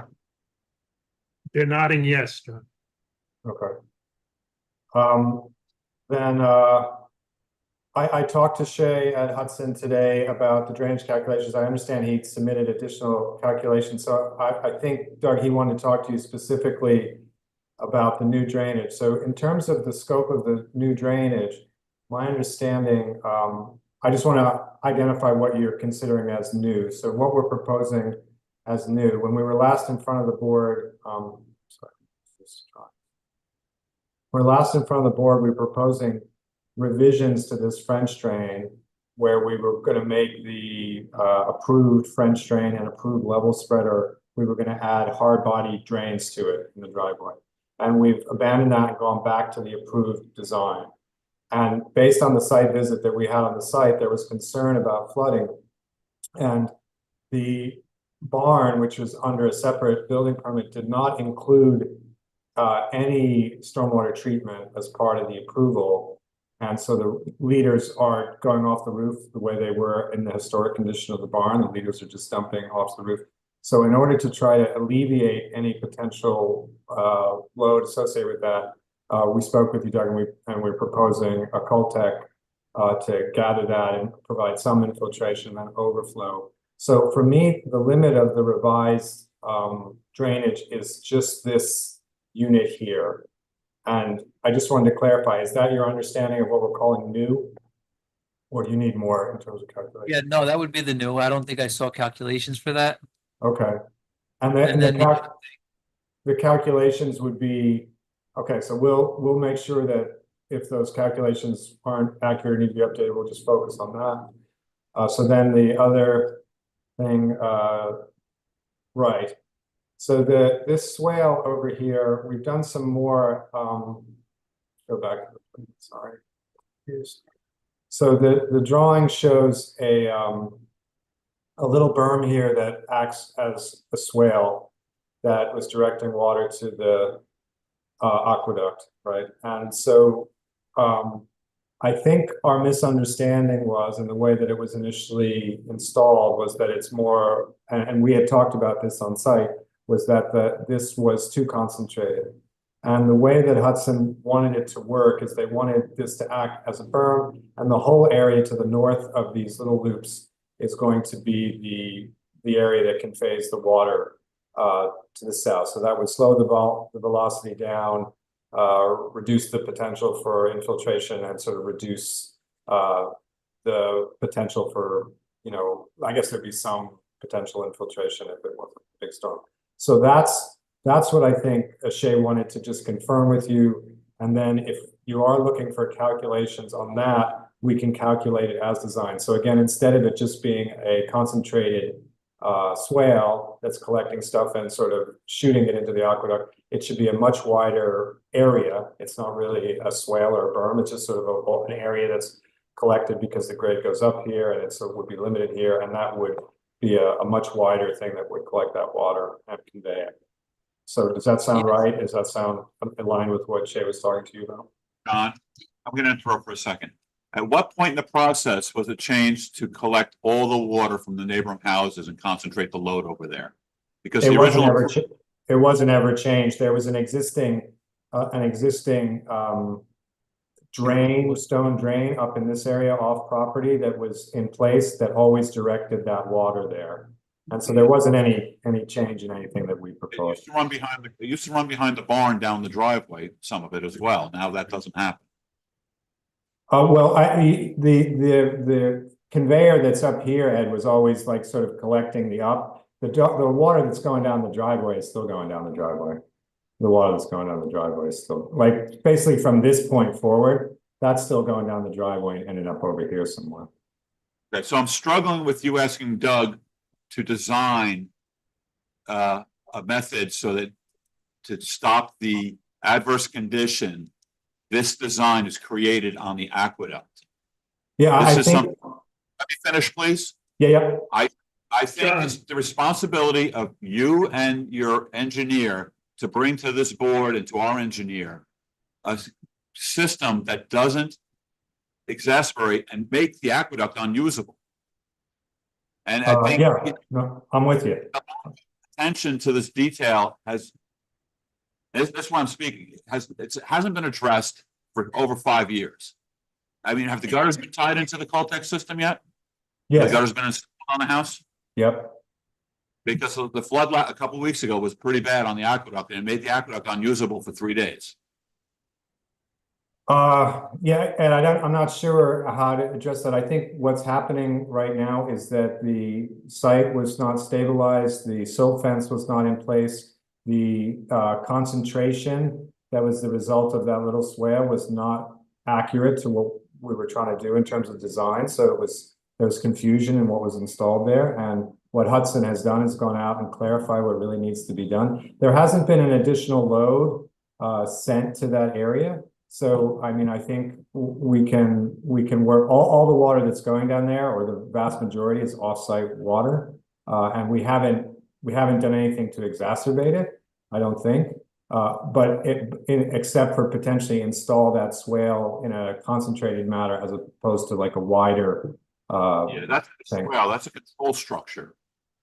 Right, I mean, right. No, we talked about that. Yeah. What was approved was a swale. What you built was a control structure. I think that the error actually came, it wasn't supposed to be a swale. It's really supposed to be a berm at this point, and the width of the swale, if you want to call it that, the area of the topography that conveys the water to the aqueduct is supposed to be, you know, whatever this is, 10 feet wide, you know, not whatever it was before, 2 feet, right? Uncreated swale, I mean, that's what that did. Yeah, we await seeing your engineers. I asked for more criteria. We need the tributary area, the peak. We look for some design criteria so we could see how to address it better. That's why I spoke with him after. So we're waiting for his design.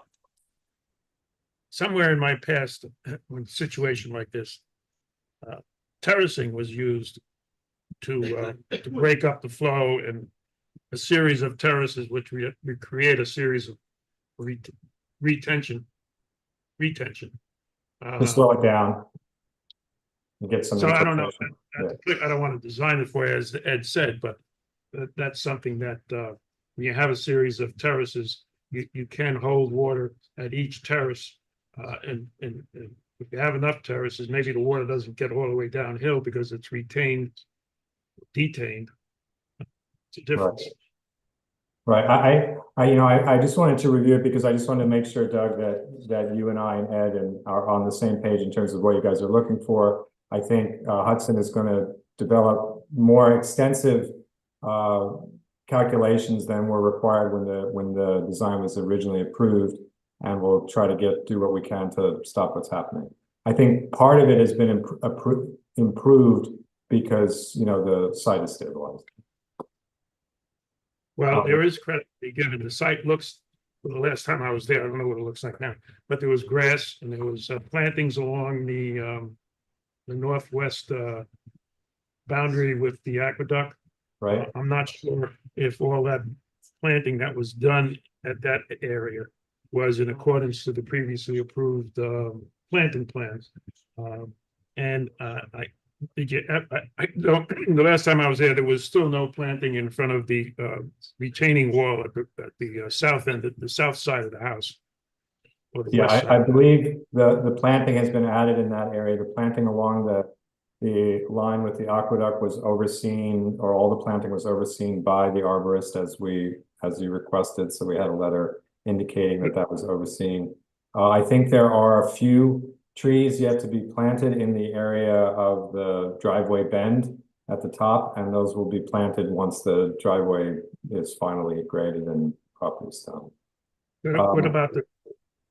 What about the planting in front of the retaining wall?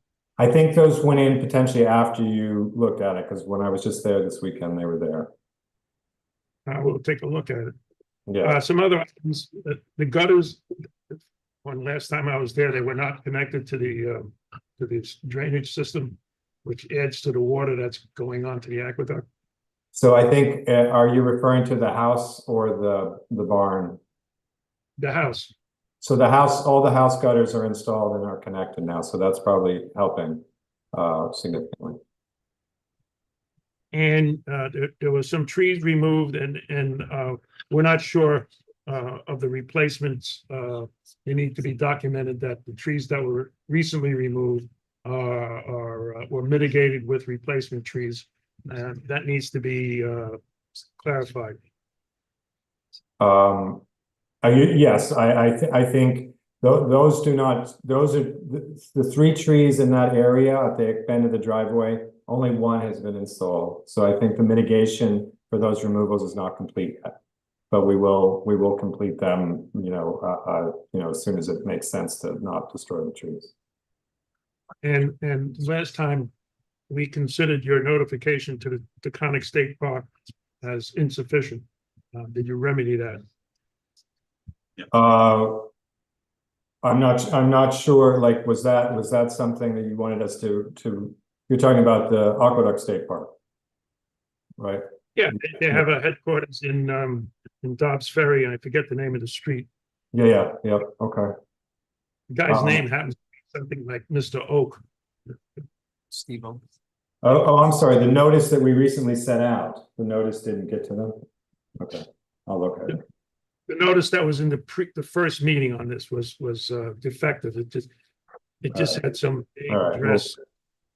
We'll get something to them. It's just some address that won't do anything. It's the one that is fed by the system, right? Yeah. It's on a street in Dobbs Ferry. It's one of the southern streets. Okay, so we can correct that notice if we are coming back. And then Ed, anything else? I'm good. Doug? Nothing else. Mary Ann? Okay, if you Hold guys on. want to, all right. Hold on. Okay. Dan? I'm fine. I'm fine. Mike Smith? No questions. Mike LaFuca? Okay. All right, John, you have any, oh. Anybody from the public? Yes, the homeowner has his hand raised.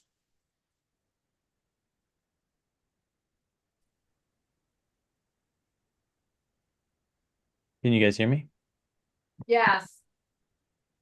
Do you want my video or just audio? Whatever you want. We're only listening to you. We do not have, Okay. we don't have a video. I don't know if you need a video, but we can hear you.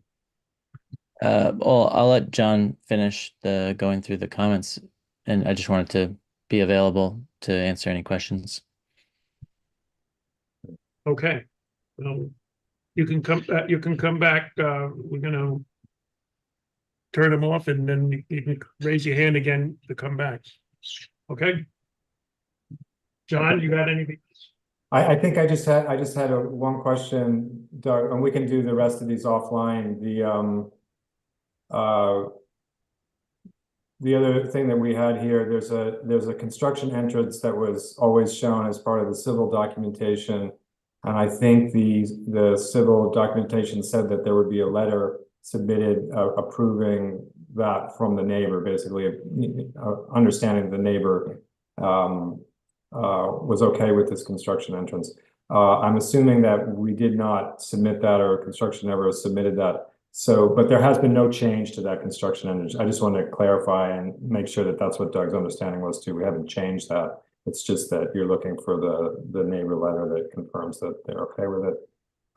Yeah, we were looking for the neighbor, for the letter. I don't know if that was previously submitted or not. It was always in the drawings. Only the bubbled stuff had been modified, but I don't think there's no record up from our side. We don't have a record of the letter, so we'll get that letter to you. The retaining wall details for the change that we're making to the retaining wall, I just wanted to check. We did show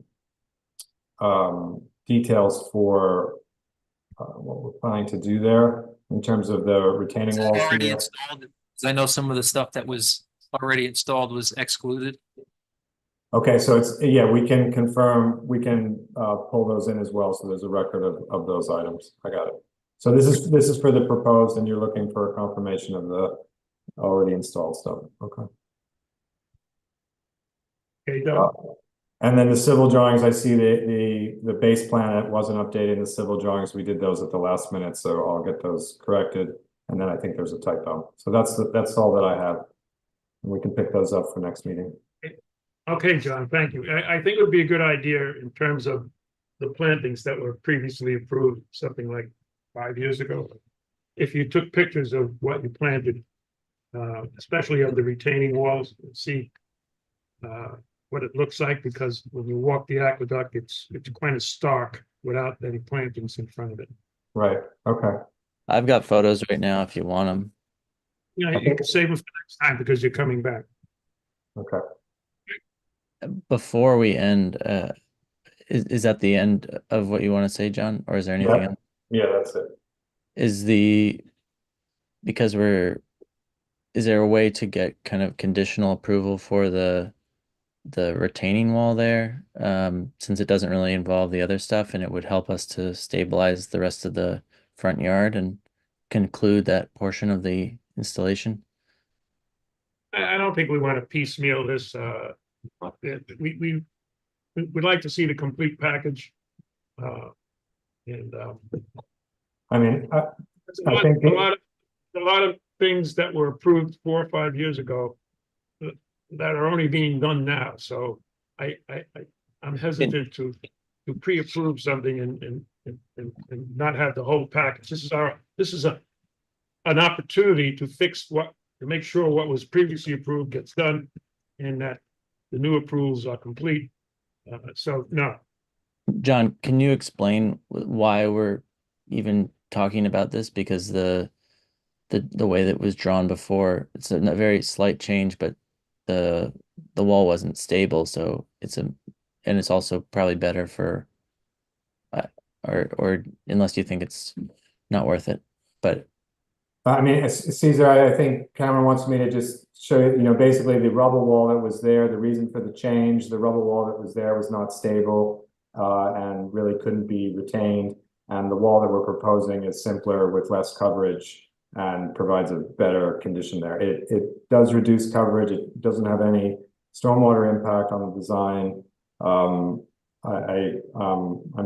That's, I think, what he's asking me to tell you. Get everything in order and bring it back next month. Yeah. Yes, you heard what Ed said. Yeah. Get everything in order, come back next month. I do want to say that the one thing missing from the conversation before is that, and I have photos of previous to any construction, there was flooding on the aqueduct from the neighboring driveway, and we don't like that at all. But the engineer, based on the coverage above our property, basically said that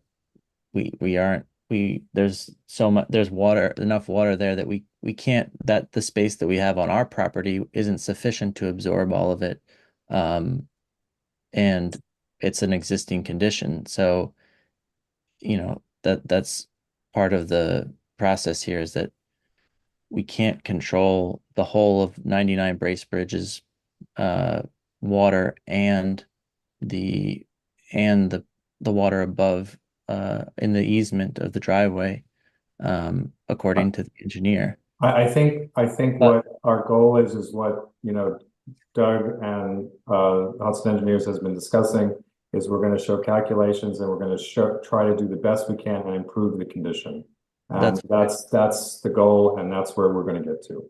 Okay. Yep. Okay, and one of the reasons, the big flood, and I was there about 2 or 3 days before, they were hand digging about a 2-foot trench as opposed to a swale down to the aqueduct. And that exacerbated the transit of a large amount of water in a 2-foot trench directly to the aqueduct. So with that said, you have to do what Ed posed, and consider all sorts of mitigation measures to slow the water down and hold it as best you can. Okay, I think we're done. Thank you. Okay, thank you, guys. Thanks.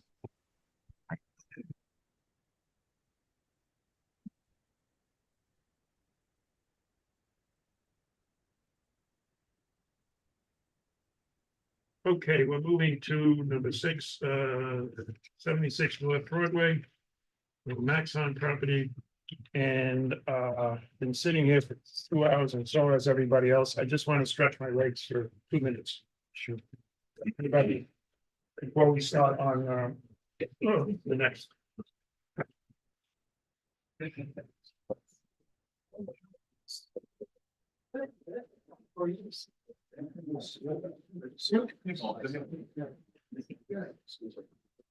If I don't get up every 2 hours, I know.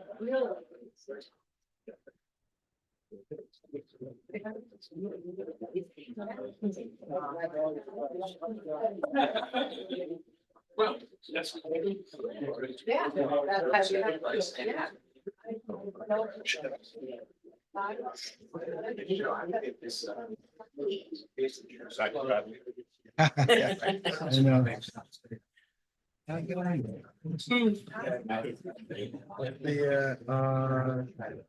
Maybe I might know.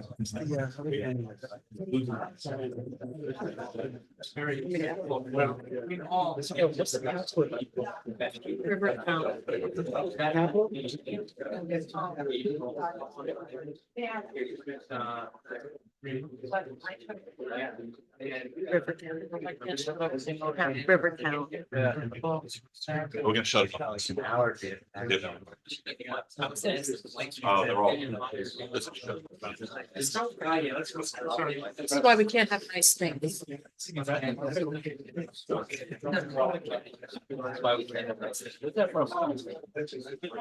from something. It's from something. River, but it's everywhere.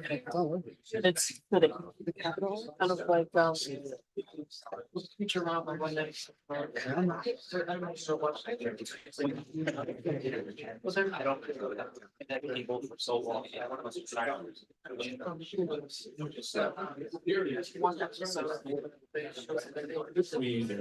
Yes. No chance. That's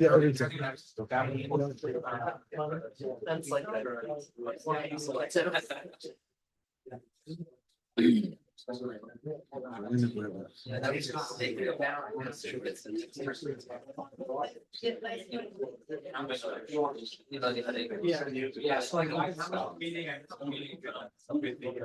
It's similar stuff. Yeah. Second on things. Okay, it's funny, then just. You're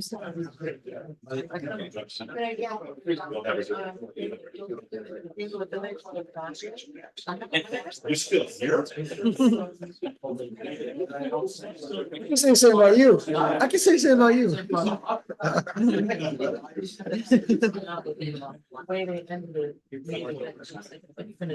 I'm pretty sure we don't have anything on anyone else's property. Bring it back. We got that. I should line myself on that.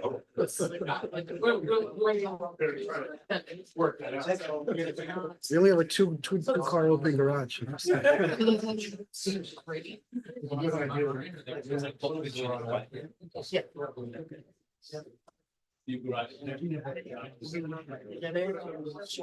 Yes.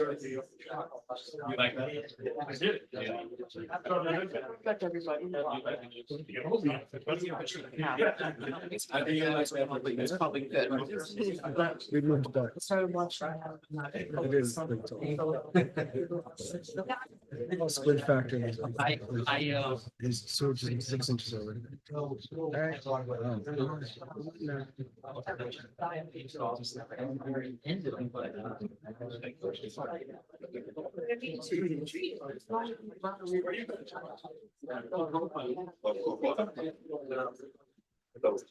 I have the under 10.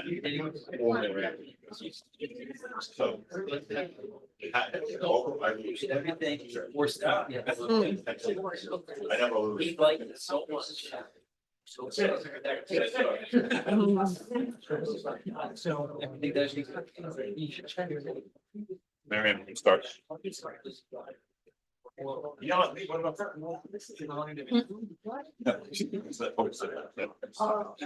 Throwing you under the bus. Seems to be Okay, we're going to reconvene.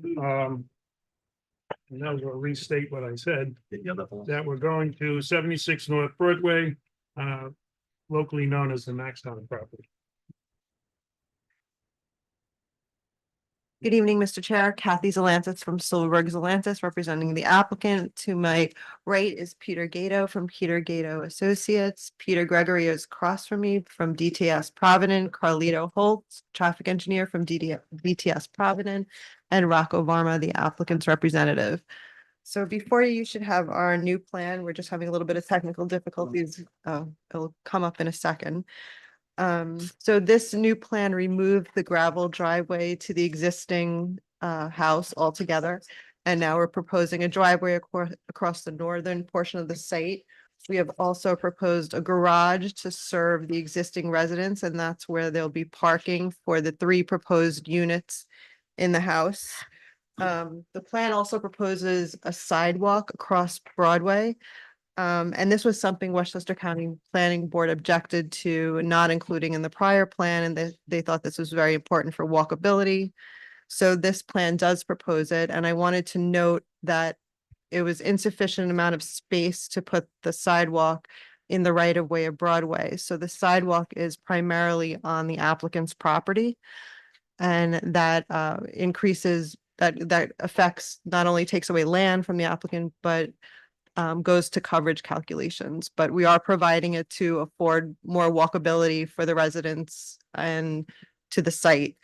The playground equipment has been moved, so now it's sort of in the middle of the site. We submitted updated coverage plans, and that included the encroachment of the asphalt area on the corner of Broadway and Strawberry Lane, which was noted by one of the residents. We also received comments from your consulting engineer today, and 2 of the comments noted the need for potential variances for the wall height. It's our intention to revise the plans and negate the need for any such variances. We're going to look at proposing tiered walls to avoid the necessity to have to get variances. There is a potential still for the variances for the Broadway buffer. They're implicated by both the sidewalk apparently and a proposed wall. It's our intention to try to remove that wall, but I don't know how we could address the sidewalk because it has to be, of course, next to the right of way of Broadway. Item 8 of the consulting engineer's memo asked for more views from Broadway, showing the perspective from the road for both Broadway and Strawberry Lane. And we have today, and we didn't prepare it in time for the prior to the submission, by the submission deadline, because it took more time to prepare. But we have a 3D modeling plan to show you that shows just that perspective from the 2 roadways that we're going to go through today. Good evening, Chair, Board, consultants. So essentially, the plan you see before you is a refined version based on your comments, based on things we've been hearing, and essentially bringing into effect all the FAR and lot coverage as of right. The roadway has been adjusted a little bit. Peter's going to talk about them later on. Just some quick updates from last time. I think that the playground was located on the outside perimeter of the Strawberry Lane, which was relocated to the center. The parking spaces were moved inside. And just for orientation, Broadway obviously to your left. There's a magenta dash line sideline, that's the setback. This black line is the 125 dash line vertically, north and south is the 125-foot line. The first blue line is 250-foot setback. And the second blue dash line running through north to south is the 300-foot setback line. One other element we added is a little garage attached to the existing house with a separate elevator. So for convenience, access, emergency, all the like, rather than have the subterranean garage be connected to that, we had a separate parking and vertical transportation for the house. So one other aspect Kathy just mentioned was that the sidewalk addition here, we had a little blow up down the bottom corner to show that currently exists today, it's not sufficient to have a proper sidewalk and safely walk there with the curb and the road being so close. So because of that, we are moving the wall, and removing the wall and making a sidewalk inset with proper dimensions, with some grass curb sidewalk, and then a fence, which we're going to show you some renderings of in a second, with some stone wall elements on the corners and adjacent the driveway. So just share for a second. One more. We can go through the here.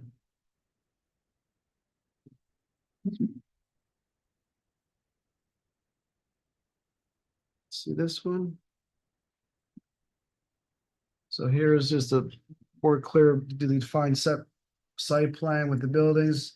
The lower level, the light, oops, sorry, the light gray is 2-story, and the darker gray is 3-story, and the gray area is the house, central courtyard and parking spaces, as you see. And we also include the surrounding context for the neighbors and the trees and such on Broadway and on Strawberry.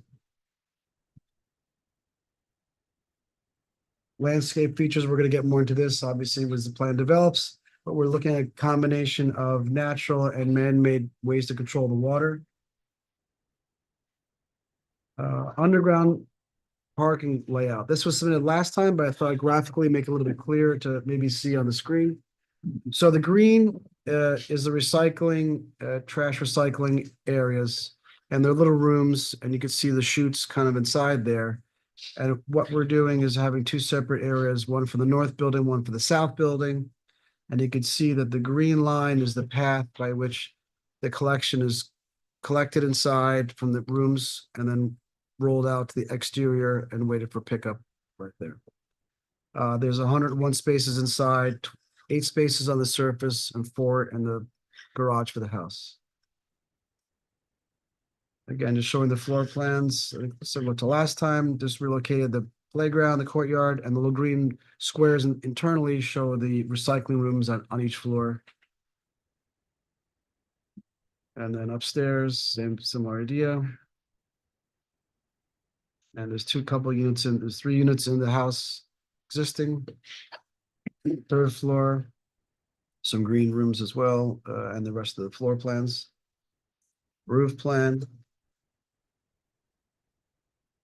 And here are some exterior elevations. So these are the ones they primarily concern. This is the south building north elevation is the view from Strawberry Lane. So you see the side of the house on the right side existing, working with the terrain, and building sort of hugs the terrain closest to the house. It steps down at that 300-foot mark. So that section that's 2-story is outside the 300, but before the 250 lane. And you can see we continue the section an elevation all the way down to South Broadway to show the scale and context of the buildings. And the one above is just the outside building facing north. That's the north building. These are some courtyard interior elevations, just showing against a little more flat inside there. But context is unchanged, and the trees in the background are unchanged on both sides of the property. Some more graphic sections to show kind of what we're just describing here. The top one is an interior section, again, or exterior section, rather, from the outside. They're showing the blue is the residential levels. On the right side of the house is the lighter blue is the common spaces, and the darker blue is the residential. And on the bottom drawing here, this is the southern building, and that tan long bottom on the ground floor is the school. And the top 2 floors are residential. And again, you see the house, it's composed of some storage in the basement, common space, and residential top 2 floors. And same for reference, with these vertical lines of the 250 mark, the 300 mark, and the hill all the way down to Broadway, the property line, Broadway, the 4 lanes of Broadway, existing trees, in context. And so I thought I'd just kind of run through some photos. And we also have a couple of movies to show you if you have a few minutes to spare. But this is looking from the right side. This is Strawberry Lane on the right side. And we're just going to walk north to the left. So you have the round existing stone wall that's there now, and the trees and the hedges. This was taken last Monday. Again, you're walking to the north. Sort of straight ahead is that hydrant if you see it. Walk more to the left, and the edge, this is the edge of the property right here. So this staircase, the little hole on the left, bottom left is not our property. And what we try to represent here as submitted is just to show a graphic relationship. It's kind of hard in a long site and 300 feet from the Broadway's length of a soccer field, which is where the 3-story buildings start. And just graphically, the bottom plan, you could see that the buildings are a few feet set in, about 10 feet set in from the existing lower parking lot that's there today. So that's the building reference of where it is. And the top drawings, because you can't see the building from the screening from the trees and the growth that's there today, we dashed outline where the buildings are in white, the proposed buildings, and the existing house is in yellow. And then just as scale, sometimes those vans reference are parked there to show what that van would be like if you could see through these trees and bushes. So each 3 different views, and you can see where the relationship is on the plan down below. So A is the northern corner, B is more or less in the middle, and C is a little bit more in the southerly section. And this is Strawberry Lane, same concept, saying the same depictions as below. Context of the building's relationship of the side yards. So the top view, as you can see from A, is the corner of Broadway and Strawberry looking east. And then view B is along Strawberry Lane looking north inside the property. You can see the dashed outlines where the buildings would be. In terms of character and architecture, I know there's going to be ARB presentations and things like this, but it's just sort of drawing our context of where we kind of came up with the overall look of the building. There's an interesting collection of properties and buildings in different scales and sizes and in the area, but we sort of looked at what they had in common and what the elements that we thought we could draw from. And so there's several wood elements. The top left is some more vertical wood elements, applique. There's some stucco elements as well. There's several brick buildings here. There's some siding. There's some stone mixed with siding. There's horizontal roof lines with shadows, and some other mix of the brick and the siding at the same time. So this is what we submitted in your package. It's just really a collection of exterior materials, not meant to. It's just sort of a flat version, just to show where the materials are being used and how the composition of the buildings. I'll show you more in the rendering and the 3D fly through in a second. But essentially, that we're choosing a brick to match the existing house, and we're choosing a horizontal siding to replicate the siding, more of a historical aspect as well as more of a traditional housing element. EFIS system, and then a composite color, the wood grain, to accent and break up the buildings in terms of give them rich character as opposed to one long color the entire length. So with that, if you permit me, I will show you. We did a couple walkthroughs, some videos, and I'll show you those in a second. It's here. It's open. Okay. So what we have, see if I can share this one. I did a walk along Broadway. So I can share this one.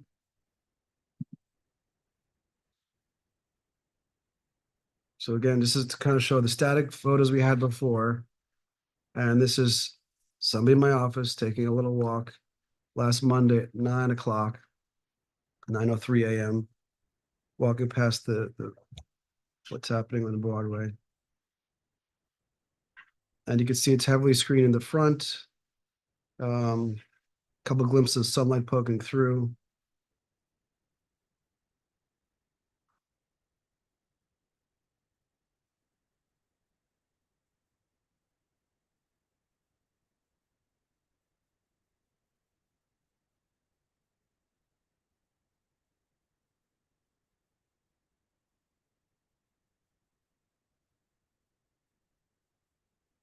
Next time I'll have a soundtrack, so it's a little more engaging.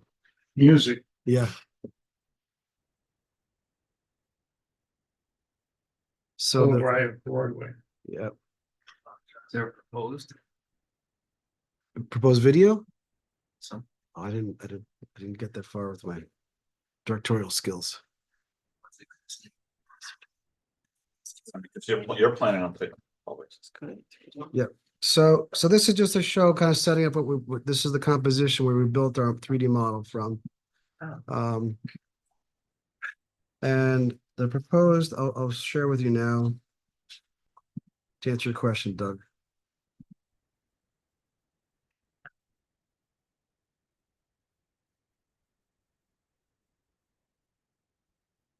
Go. Okay, can everybody see this? Yes. Great. So let's go to 1. There you go. So this is the proposed. You can see it's a little, so just to kind of show you that the rendering and the model was built from photos and actual detail and topographical information and real world information to scale to how we built this. So again, here's the sort of this is Strawberry Lane on the right side, the stone wall, and you can see the new sidewalk on Broadway that doesn't exist right now. And what we thought would be nice is to have the fence set back a little bit, have some natural shrubbery and screening and such. And still have ample room for the sidewalk there. And the driveway entrance, building some stone walls that are curving to match the corner of Strawberry, celebrate the entrance, and with signage and such inside. And then continue that fence to the property edge to the left, to the north. So again, from terms of existing character, from existing architecture, in terms of existing things you could see, you get really just kind of get glimpses of the building set back in there. And what you can see if you're coming this way or walking, you see a little bit of the proposed building on the left side there. And like you said, it's scaled back, so it's essentially as a form of a large house looking through the driveway. Right in the back, beyond that, you see, I'm actually a little high right now, but maybe 5 feet is about here. You see the historical house in the background. And then if you approach the building to the south, you can see that we have the brick on the ground floor, and we introduce white columns inside there to replicate and to give homage to the existing house. And then it ties in. And the courtyard is open, so you see a little glimpse on this side as well. And if you come up Broadway and turn up Strawberry, again, you have a little bit of shrubbery and trees screening the street. Our entrance, which is existing to the property now, we're going to maintain as emergency access, as it's shown here. And the buildings are again kind of hidden by trees and shrubbery, countersunk down into the site. As you proceed up the hill, and then it turns into the rest of the existing Strawberry Lane, existing shrubbery that's there. So that's essentially the building to scale proposed. Yeah, go in and see. So if you want to see inside the site, I'll take a little drive inside the site just to kind of show how it works in. So as you drive in, I know there was some concern about the cars parked up top, and there's actually cars up there. You can't really see them right now because of the terrain and because of the proposed landscape at the berm, and we're keeping the terrain berming all the way down. See, there's a car. And as we proceed up the hill, you come up, and this is the garage entrance underneath the buildings. And if you come up to the top right, I'll come up here for a second. You'll see we have, this is the built-in garage attached to the house. And this is this is the elevator. It's going to be popped inside there, this little corner here. And this is the connection for that. And we're going to terrace the walls and such to as best we can to reduce the height and the height requirements and the height maximums. So we come back down the hill. That's only for that house. Come back down the hill. We come around the building, so in terms of drop off, this is the drop off area here. So the school, this is the parking space you see in the foreground. And there's a sidewalk in front of there, so they hop in the cars, come around the school entrance on the side right here, on the inside. Again, the colonnade and the brick to kind of pay homage to the house on the hill. And then they proceed out and they drive around, and then they come back down the hill to the roadway right here. And I think you saw these, I believe that there's some corrections of those, but this is essentially the drop off section there. We try to keep the scale modest and keep the hidden by the shrubbery. Oops. So. And then. Let's advance the numbers.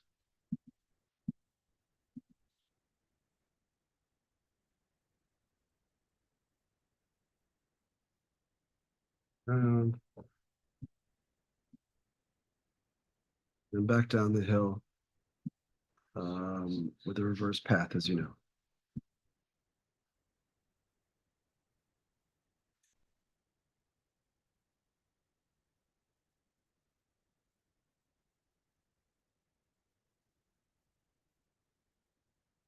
So I think this is, and then I know there's some other comments and questions we had, and we answered, replied to most of Hans' memo. There were some questions about lighting we're aware of, we're gonna get into next time. But this is essentially the context of the project. There's a lot of civil items that we're working on now as well, to be further developed as we go forward. Peter, you want to add anything else before we jump around? I think right now you covered. Carlito, anything you want to talk about queuing up or anything like this in terms of the driving? We're okay.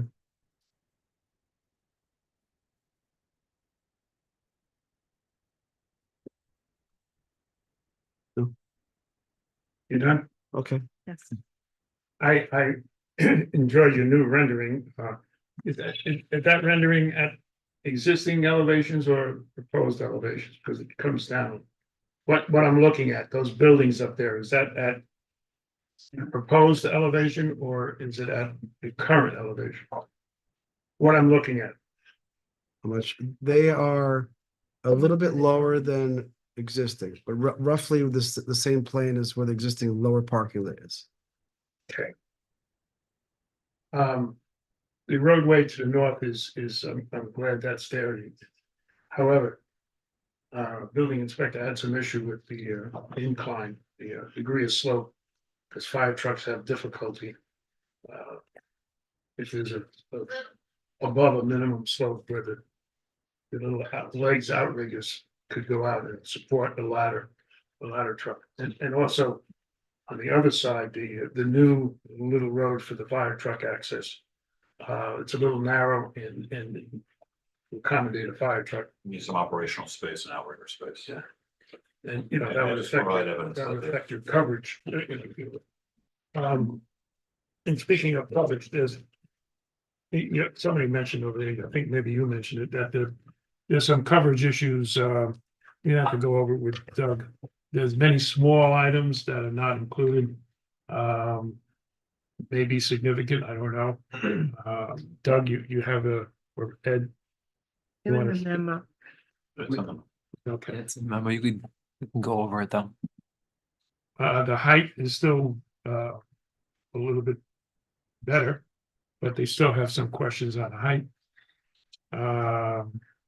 We didn't get responses back. The height seems, We just want to It verify. seems fine. We have to just do a little work on the Verification. verification on that one west. So it's not, I guess it's not a question of it's too high, it's just the verification of what it is. We have to do a little work on just the west side. There's a view further north than where you stopped with your camera. It had gone another 10 or 15 feet, where you can clearly see the parking lot and the cars up there. If you could do what you did here, meaning plopping the building, the rendering of the buildings where they're going to be, if you took that picture further south where you can see the cars up there and you can see the parking lot. You take that picture and do the rendering that you did, that you have here this way, because that's something that you currently can see, with a real picture. If you took that real picture and then superimpose the rendering that you got there in this total rendering, that would be helpful. You mean in the lot to the north? That's what you're referring to? Yeah, if you walk further to the north, there's a gap in the trees where you can see the parked cars in the parking lot. If you had gone just a little bit north, you would have seen what I meant. I think we're here and there on the materials used. Do they fit in? I mean, the building up there, the existing building is all brick. And much like you mentioned, you have a couple of renditions of the fence. Maybe if you showed us a few renditions of different surfaces, you got brick there, you got you have 2 or 3 different things. And perhaps if you showed us a couple of variations of what the surface would look like from Broadway. Is all brick, all yellow, all blue, or whatever. You understand what I'm saying? Yeah, this is the view from Broadway. This Yeah. is the view. This is it. If you could show different exterior. You're asking for all options? brick or all shingles or some other combination than what you have. Because there's some question about what you have and how it looks.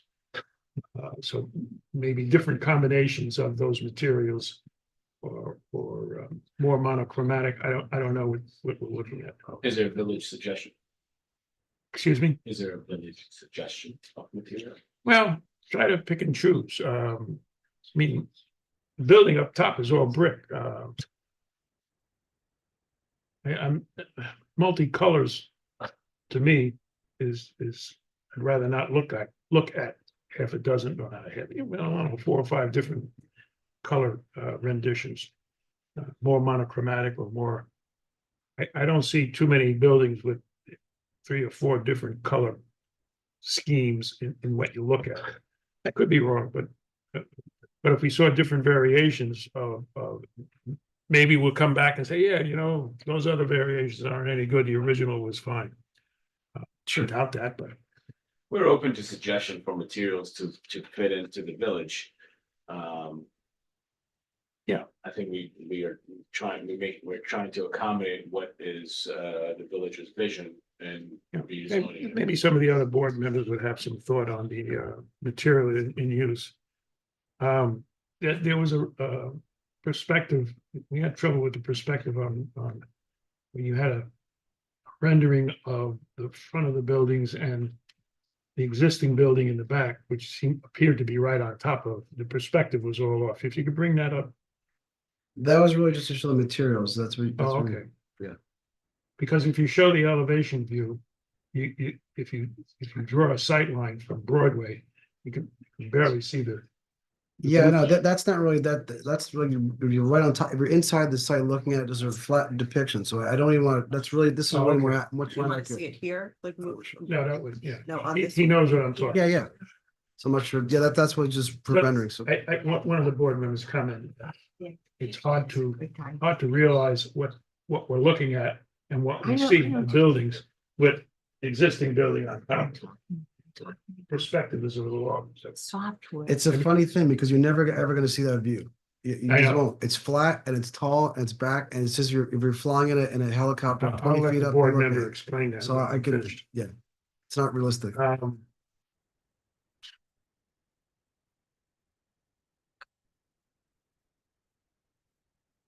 right. I should recognize this point that we had several letters and all by the same person, Peter, I forgot how to pronounce it, Michaela. McKay. Well, I'll ask the question for you. There was a question about notice for the meetings. Ed, you want to? You're not making an action, so you don't need to notice. Okay. If you're gonna make an action. We're not taking any action. You're not taking any actions. So they don't need to notice.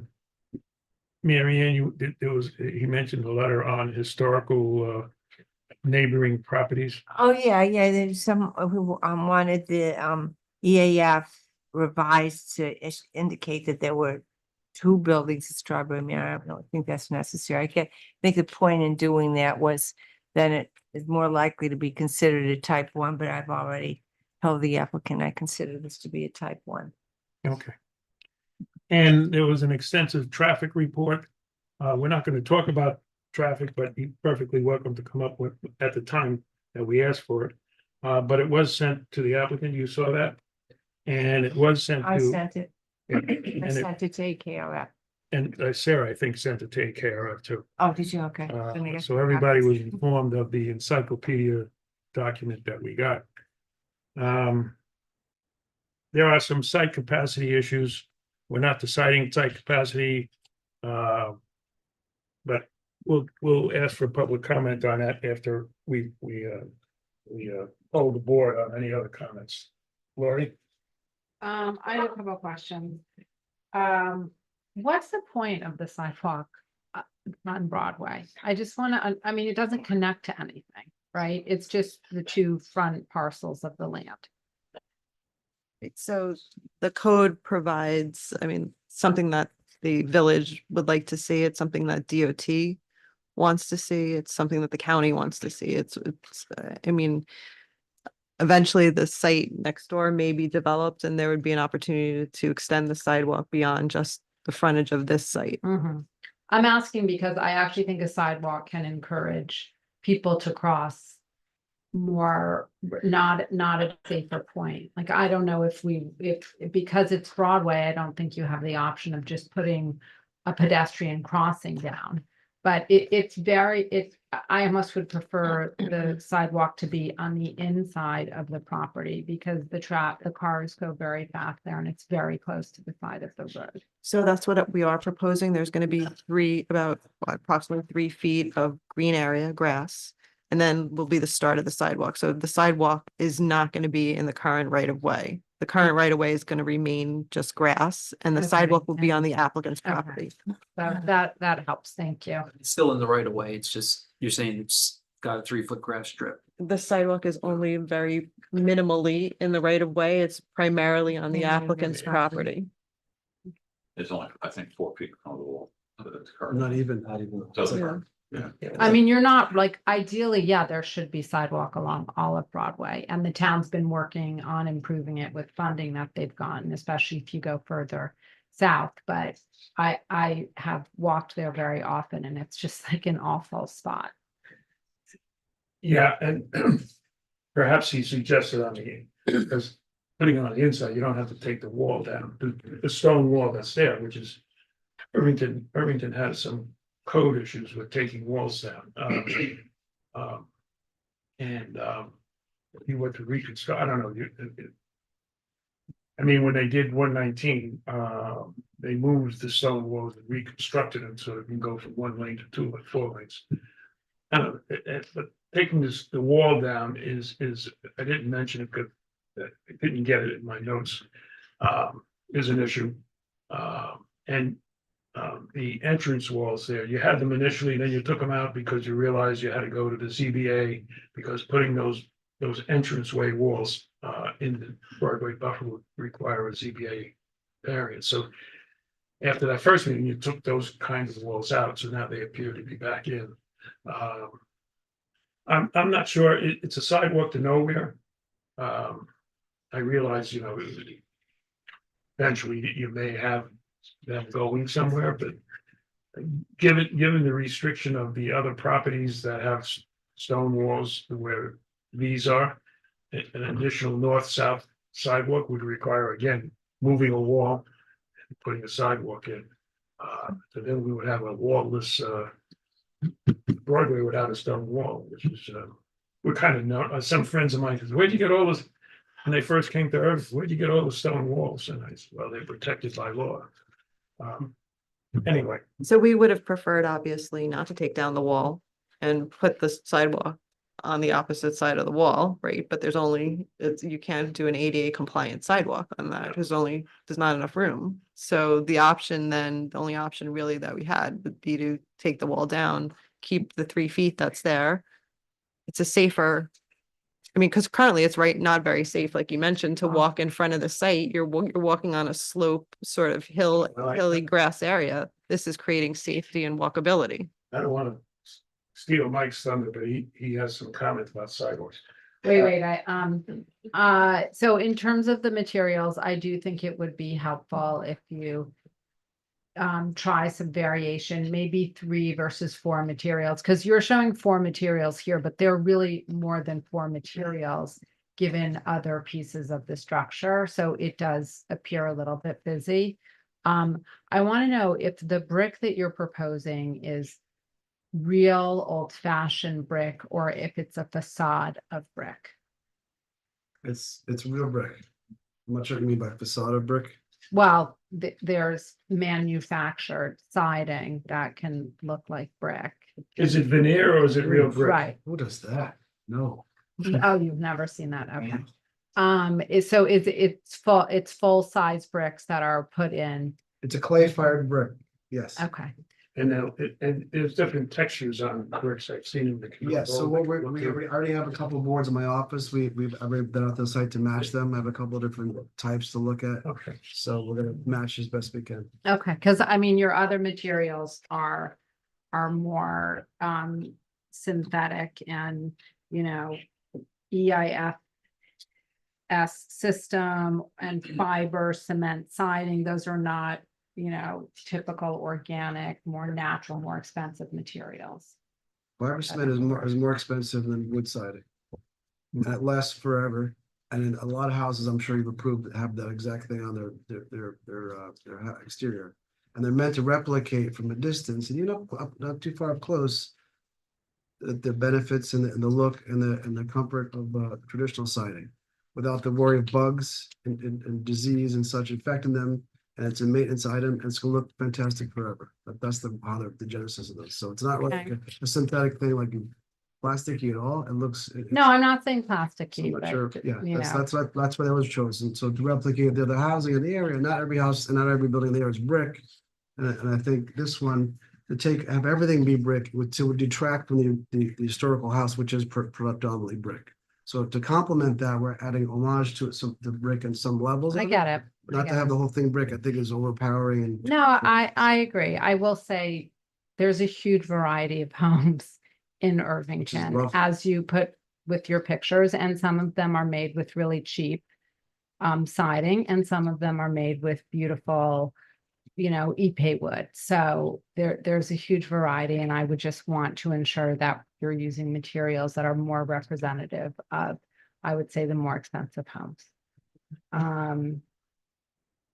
I think that's all I had for now. Yeah, you have to realize, other than the details of coverage and slope and fire trucks, the main issue is the people who live here are gonna have to look at this. Sure. And we want to make sure it blends in with the village.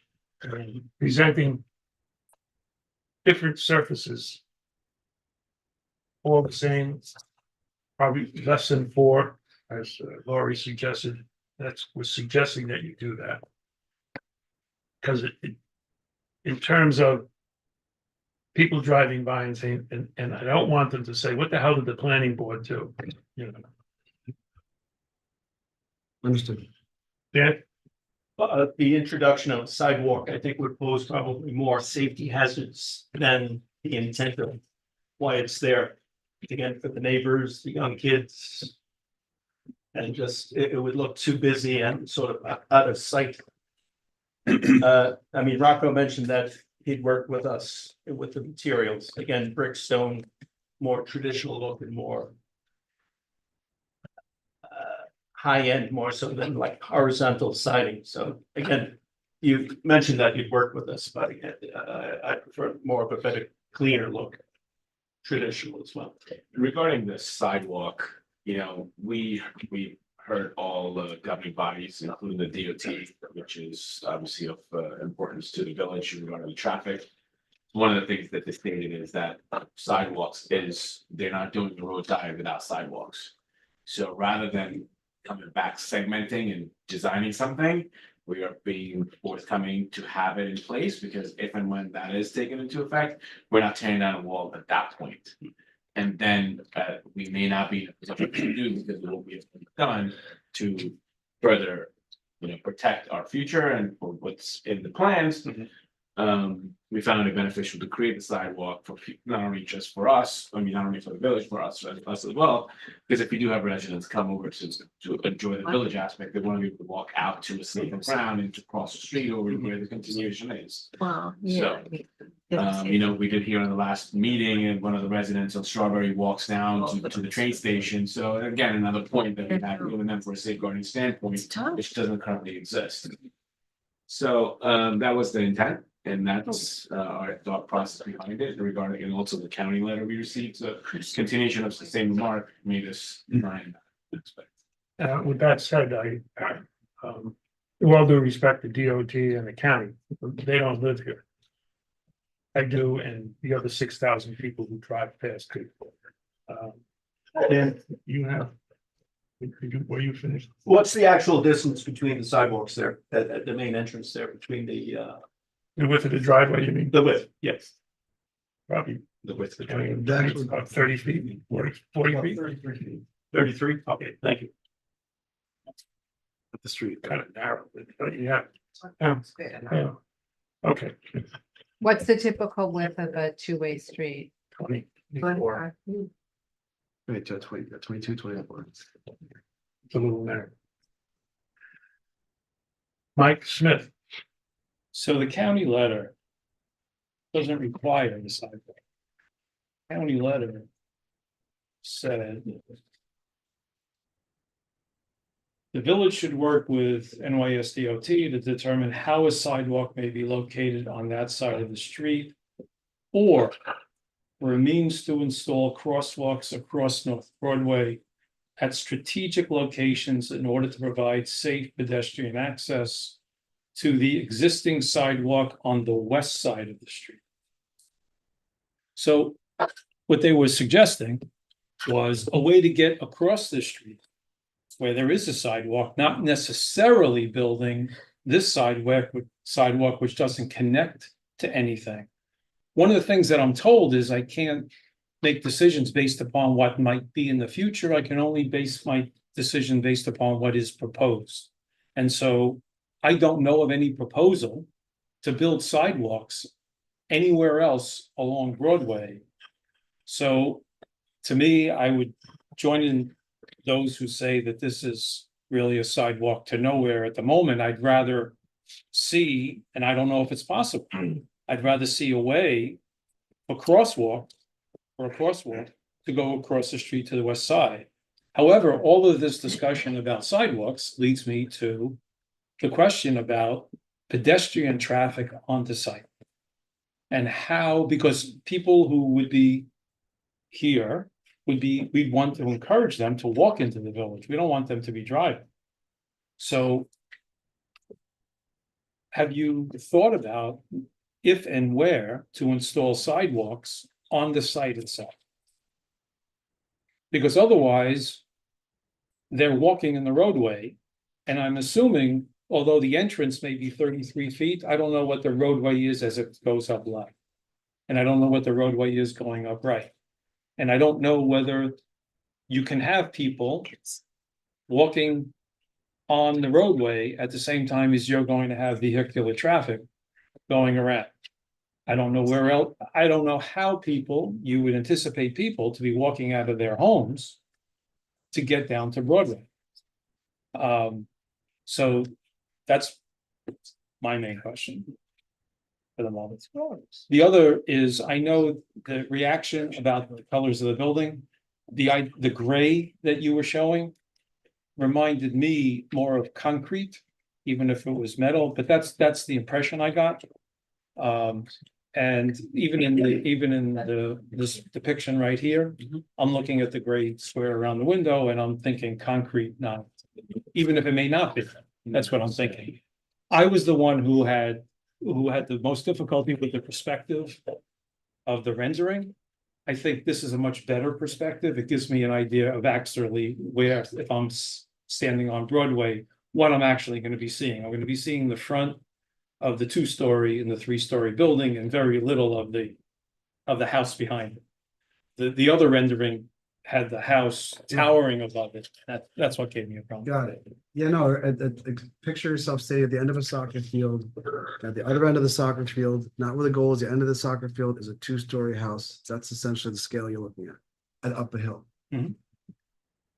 Before I go to Mike Pafuco, getting back to the wall, I thought of in Mike's presentation of the walk to nowhere. We're going to remove a stone wall that's beneficial to the character of the village. If there was a benefit other than a walkway to nowhere, I might agree with it, but to remove a beneficial item for something that goes nowhere, I have trouble with that. Mike Pafuco. Yeah, I don't really have anything new to add. I pretty much agree with the other board members in terms of sidewalk and the style. What about the how the front of the building looks from Broadway in terms of texture and look? Yeah, so I tend to agree with everyone else. I'm not a huge fan of the siding that's been used and the style that's been done. The two different sidings, I think it's out of character, even with the main house and the view that we're looking at right now. Would seem very strange to me if I was looking at it. Well, now we moved. But having the Moxon house and the other buildings in view at the same time, there's a significant contrast in what those two styles are. And adding the school to somewhat mimic the Moxon house style just adds to the contrast and not necessarily a good way, in my opinion. Yeah. Okay, thanks, Mike. As I said, you done, Mike? I'm sorry. Yeah, I'm done. As I said, we're not going to go to any lengthy traffic discussion because AKRF is still commenting, still in the process of evaluating what was presented last meeting. And they now have this rather detailed presentation of the traffic people of Irvington. And so we're going to move on unless, does anybody want to do traffic? Because we're not going to do traffic unless somebody has something pressing. The person who put, where is he? I don't see him. Yeah, you want to just say a few words? Sure. Tony A few Alton, words. 1 Meadowbrook Road. Yeah, the document speaks for itself. This rendering sort of is why we're here, because it's never going to look like that. There's going to be a million cars going up and round and on the street. And we're concerned about traffic. We're not so much concerned about the sidewalk's interesting, but the colors, I don't care about that. It's all about the traffic for us. And we think that there's an opportunity now because they haven't submitted a revised traffic study. They're required to, they say they're going to, I'm sure they will. Well, that's why we're not talking. And that's what we're not talking about now. But what we would want to talk about now is what should be part of that traffic study, because it's important that they do a comprehensive, fulsome study that addresses all of the things that the code requires be addressed in order for it to give you guys the right information you need to be able to decide whether a permit should be granted. Because the code is very specific here about if they don't satisfy very clear-cut standards that are set forth in the code, you're not permitted to grant the permit, and without a permit, they can't build it. So it really is incredibly important for the study that they're going to do to be as fulsome, as comprehensive as possible. To date, we have no sense that that's actually going to be the case. The initial study was totally inadequate and didn't address so many issues that should have been addressed. The letter that they submitted kind of acknowledged that there's a lot more that needs to be done, but they didn't say what would be done. We know there's conversations taking place between AKRF and DTS around what might be done, but we don't know what those discussions are about. And what we wanted to make sure that this board was aware of, and I'm sure you know the law, but we just wanted to sort of remind or emphasize the fact that there are very specific standards under the code that have to be satisfied, that go to level of service, that go to delays, that go to queuing. And those are three standards that are absolutely required to be analyzed. The statute also gives you the right to consider other issues as well that you might deem appropriate, and we could think of several, like the existence of the way this driveway works and how it's going to create a clogged situation where there's going to be all kinds of spillover of traffic into the streets. Those are things that you could mandate that they evaluate as part of their revised traffic study. And my goal tonight in submitting that document was just to make sure that everybody understands that this really ought to be done in a comprehensive way. And we have several additional points that we want to make. And that's it for me. Thank you. Mary Ann. Yeah, I did, just to, hopefully this will make you feel more comfortable. Those traffic standards that are in our code were drafted by AKRF. That they wrote the traffic part of the rezoning, so they're familiar with it. Why You're done. I actually have one question. Yeah, we're gonna go there. I want to ask the About consultant. the traffic. Yeah, okay, 1 second. Okay. Last time, talking about things that were not known, last meeting, you didn't appear to be aware of Toll Brothers. We told you the location, and I assume you heard us and are now taking that. And I don't know, incomplete or inadequate, well, there's a lot of questions, and I think it's premature to say it's inadequate because there's a lot of comments from AKRF, which when answered appropriately, it might be more comprehensive. So I think it's premature to say it's no good because. No, I was referencing the initial. Yeah. My one question, I looked through that study and report, and I don't know that I caught everything, but one thing caught my attention, that you were asking certain streets to be included outside of the initial zone that had been looked at, and one of them was Clinton. And I was just wondering if there's a reason why Clinton would be included. Just confirm, thank you.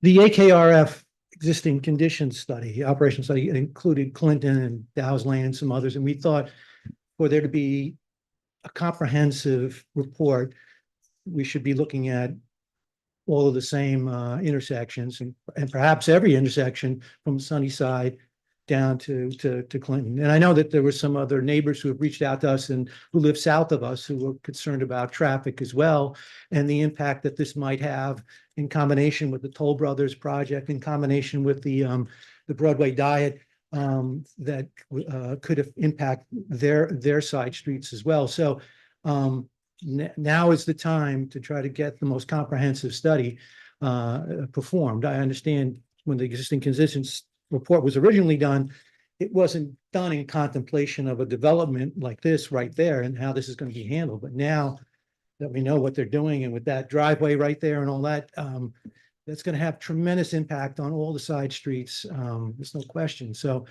it. Okay, thank you. Thank you. All right. Thank you. Yeah, fine, Mike. So typically, we have, when we've been dealing with views, we have pictures of the property both in spring, summer, and we have winter. And we can tell the differences of how things are going to look in the different seasons. Now, I walk by this property all the time, and I can't tell you what this looks like in the winter.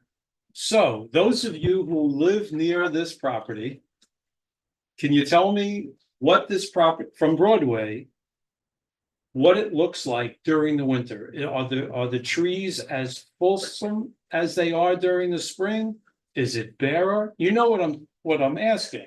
So this, you're not going to have a photograph because you came into the process after the winter. So I'm just trying to get an idea right now, whether, is this what I'm going to be looking at come December, for those of you in the audience? Come on up. No. Yeah.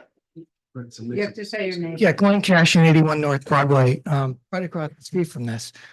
So yeah, in the winter time, the trees lose their leaves. It's not a big surprise to anybody who lives in the Northeast.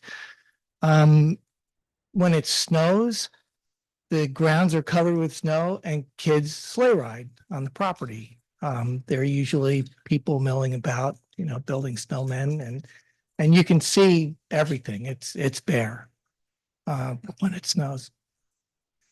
If you in the had a winter. picture of that, I think that's what Mike. I might. take a look. I'll have to dig back in my 16,000 photo cache. Can I just address something else that I see in this photo? All right. I came here to talk about something else, but since we're not talking about traffic.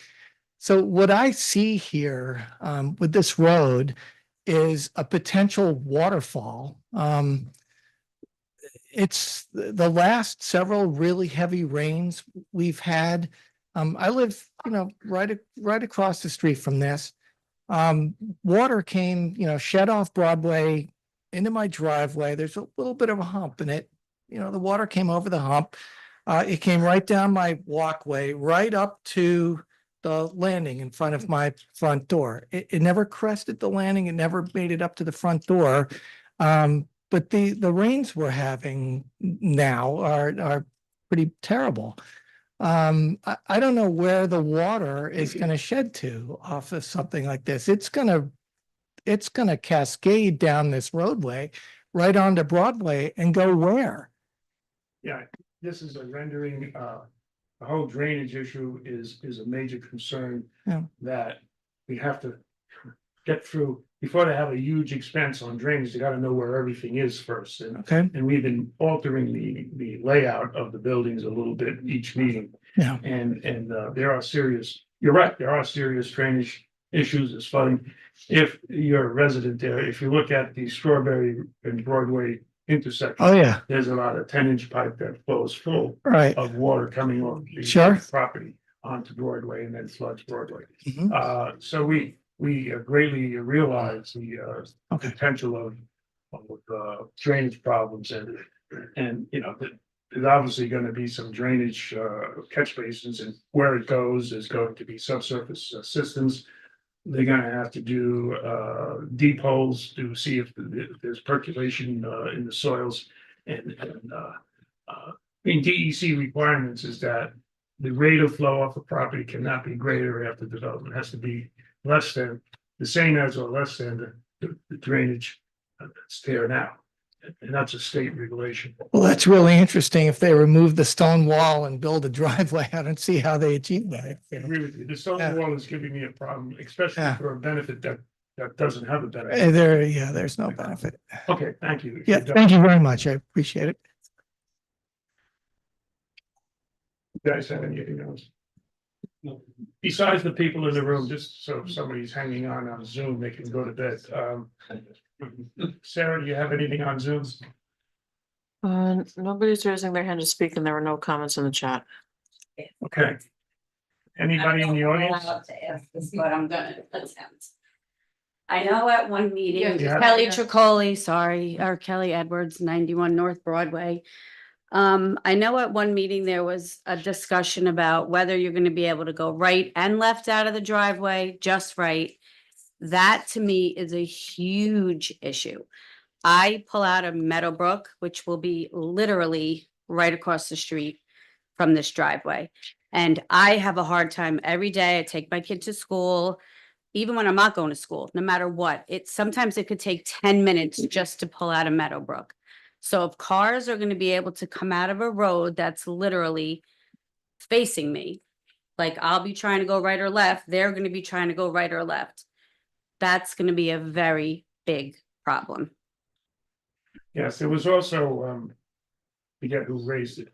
I think Mike, that when you come out of the project, if the traffic is as you say, sometimes it's difficult to go across both sides of Broadway at once. And the concern on Meadowbrook was, even if it's not mandated with no left turn, They're going to one could, I mean, I've done this before, other busy intersections. you want to go left, but you can't, so you go right and make a first left, which is Meadowbrook, and then go around the block and then go south.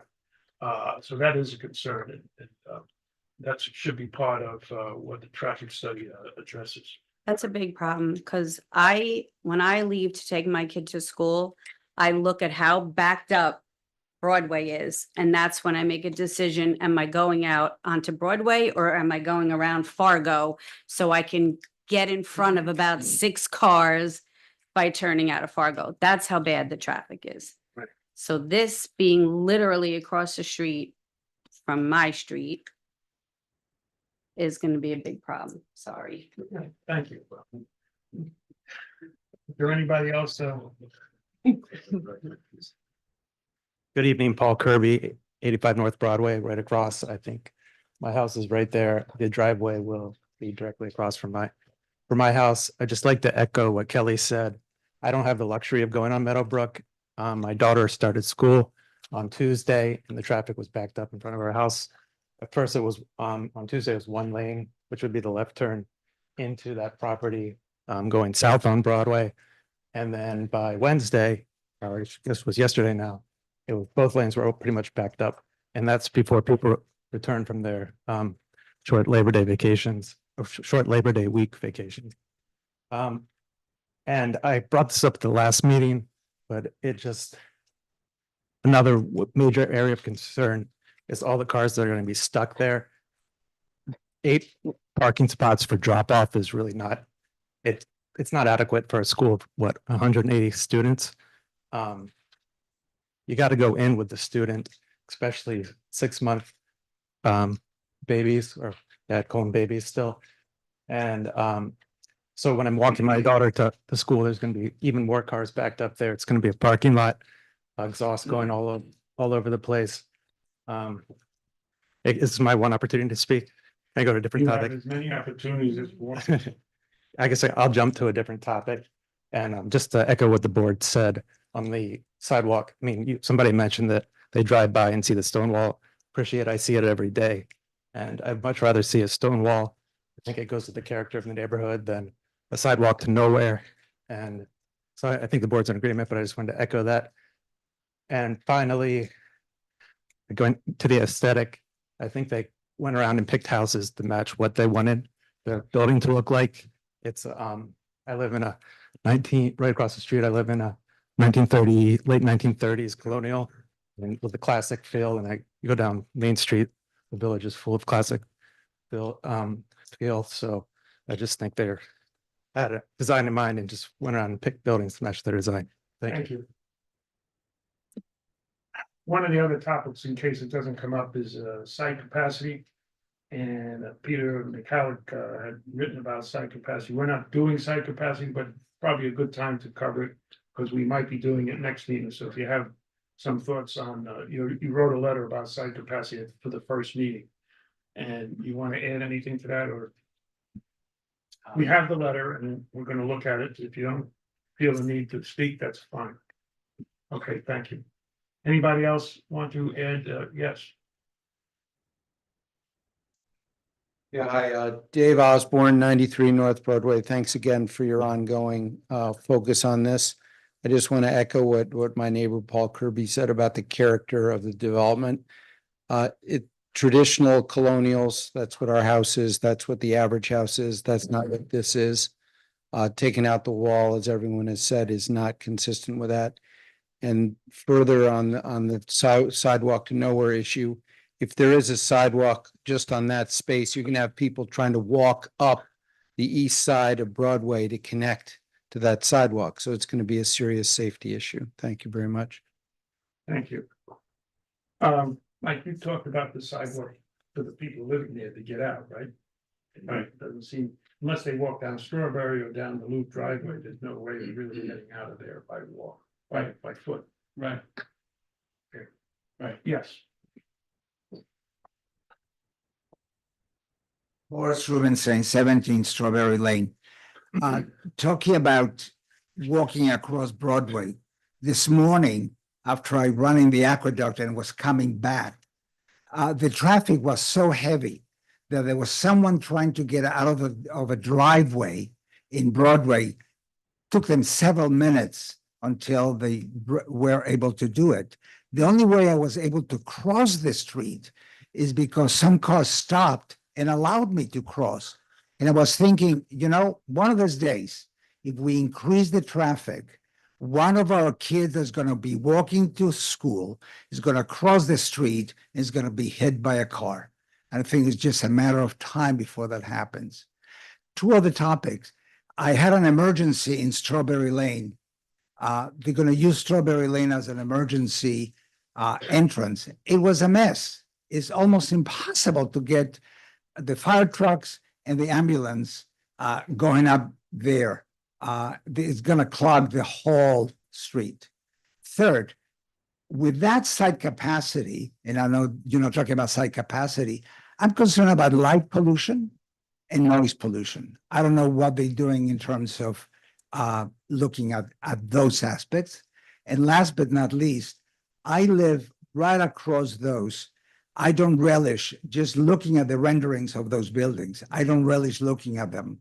I'm not saying that the site that I have now is pretty, but I don't relish looking at those buildings either. Thank you. Thank you. There is a light ordinance. What does it say? Dark sky compliance. Dark sky compliance. So there is some issue that the village addressed with dark sky compliance lighting, which is just more or less direct lighting down, not up and around. Anybody else in the room?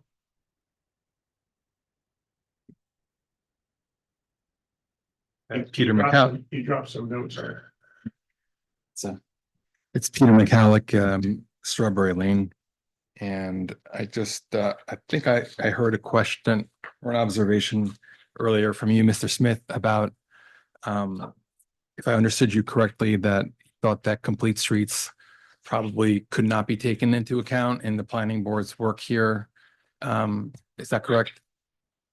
Complete street? The Route 9 active transportation, introducing the sidewalks and downsizing of the Broadway to 3 lanes. Well, unless it's actually, unless we know that it's proposed.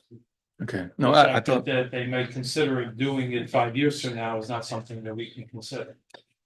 okay, so I mean, I'm certainly no land use lawyer. I mean, I just read the materials, but you know, they're made to be accessible to regular people. So, I mean, for whatever it's worth, I mean, here in the seeker statute itself, it explicitly says, and I think this might be useful, that the lead agency actually must consider reasonably related long-term, short-term, direct, indirect, and cumulative impacts, including other simultaneous and subsequent actions, if they are included in any long-range plan for that area. And so in this case, right, we, as you know better than I do, we've been talking about bike lanes, and they've been in the plans since 1999. Most recently, we have that 2019 study from John Canning at Kimley Horn, working out the effects of complete streets on future development, telling us about how it'll double or triple delays at the lights. And of course, we have the AKRF study from last year saying that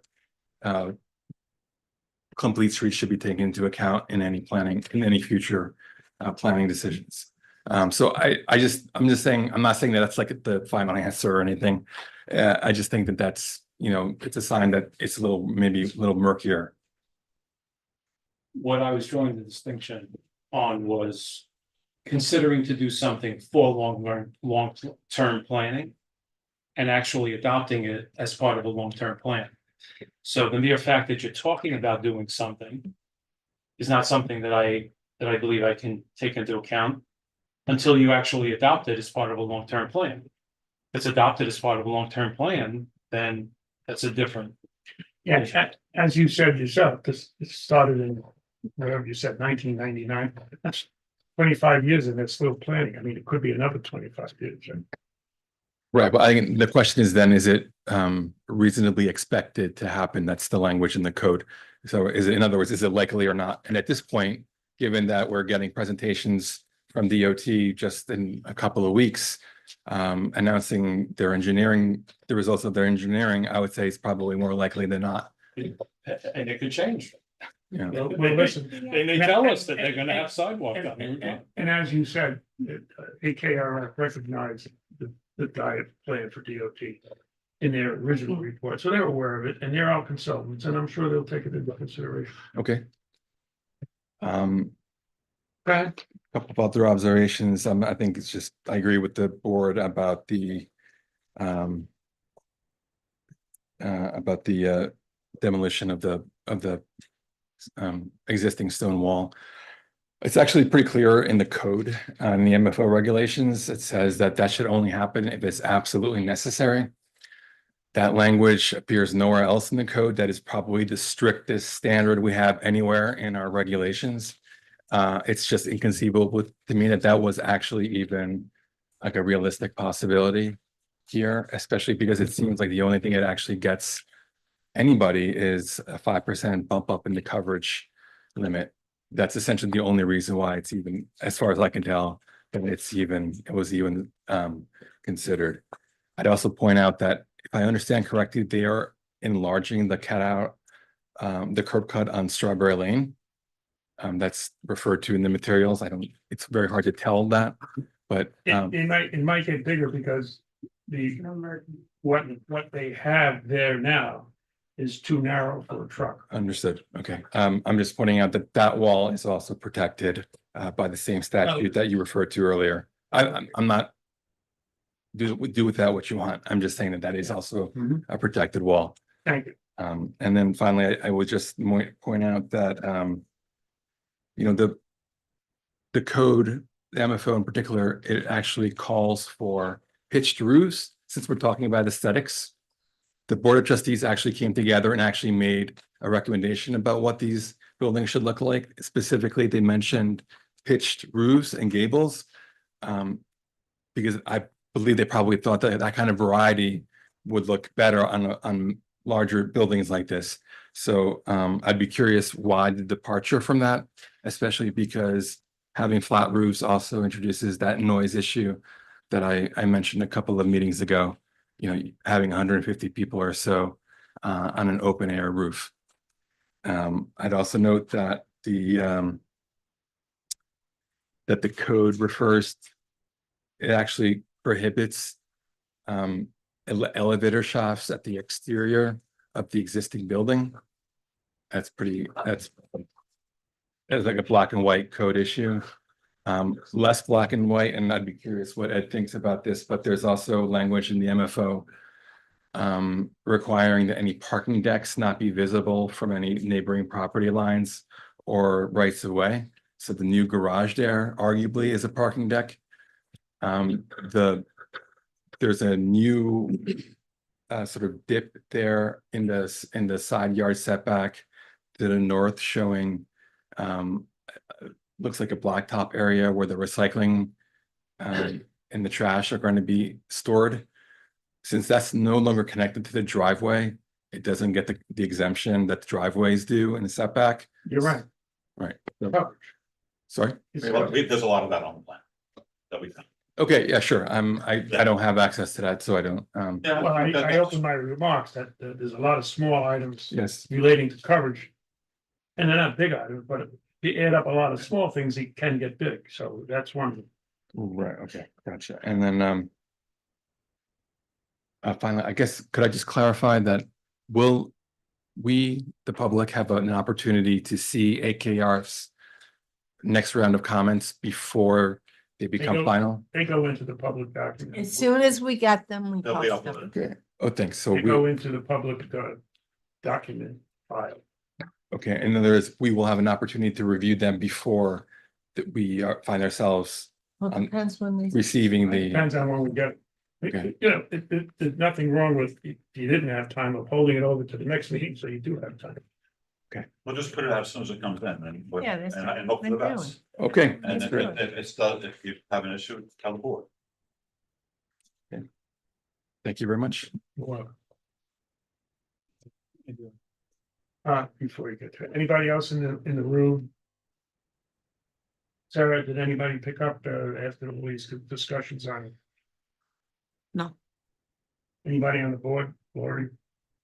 I would just say, in terms of the style of the development, I'm probably the least opposed on this board.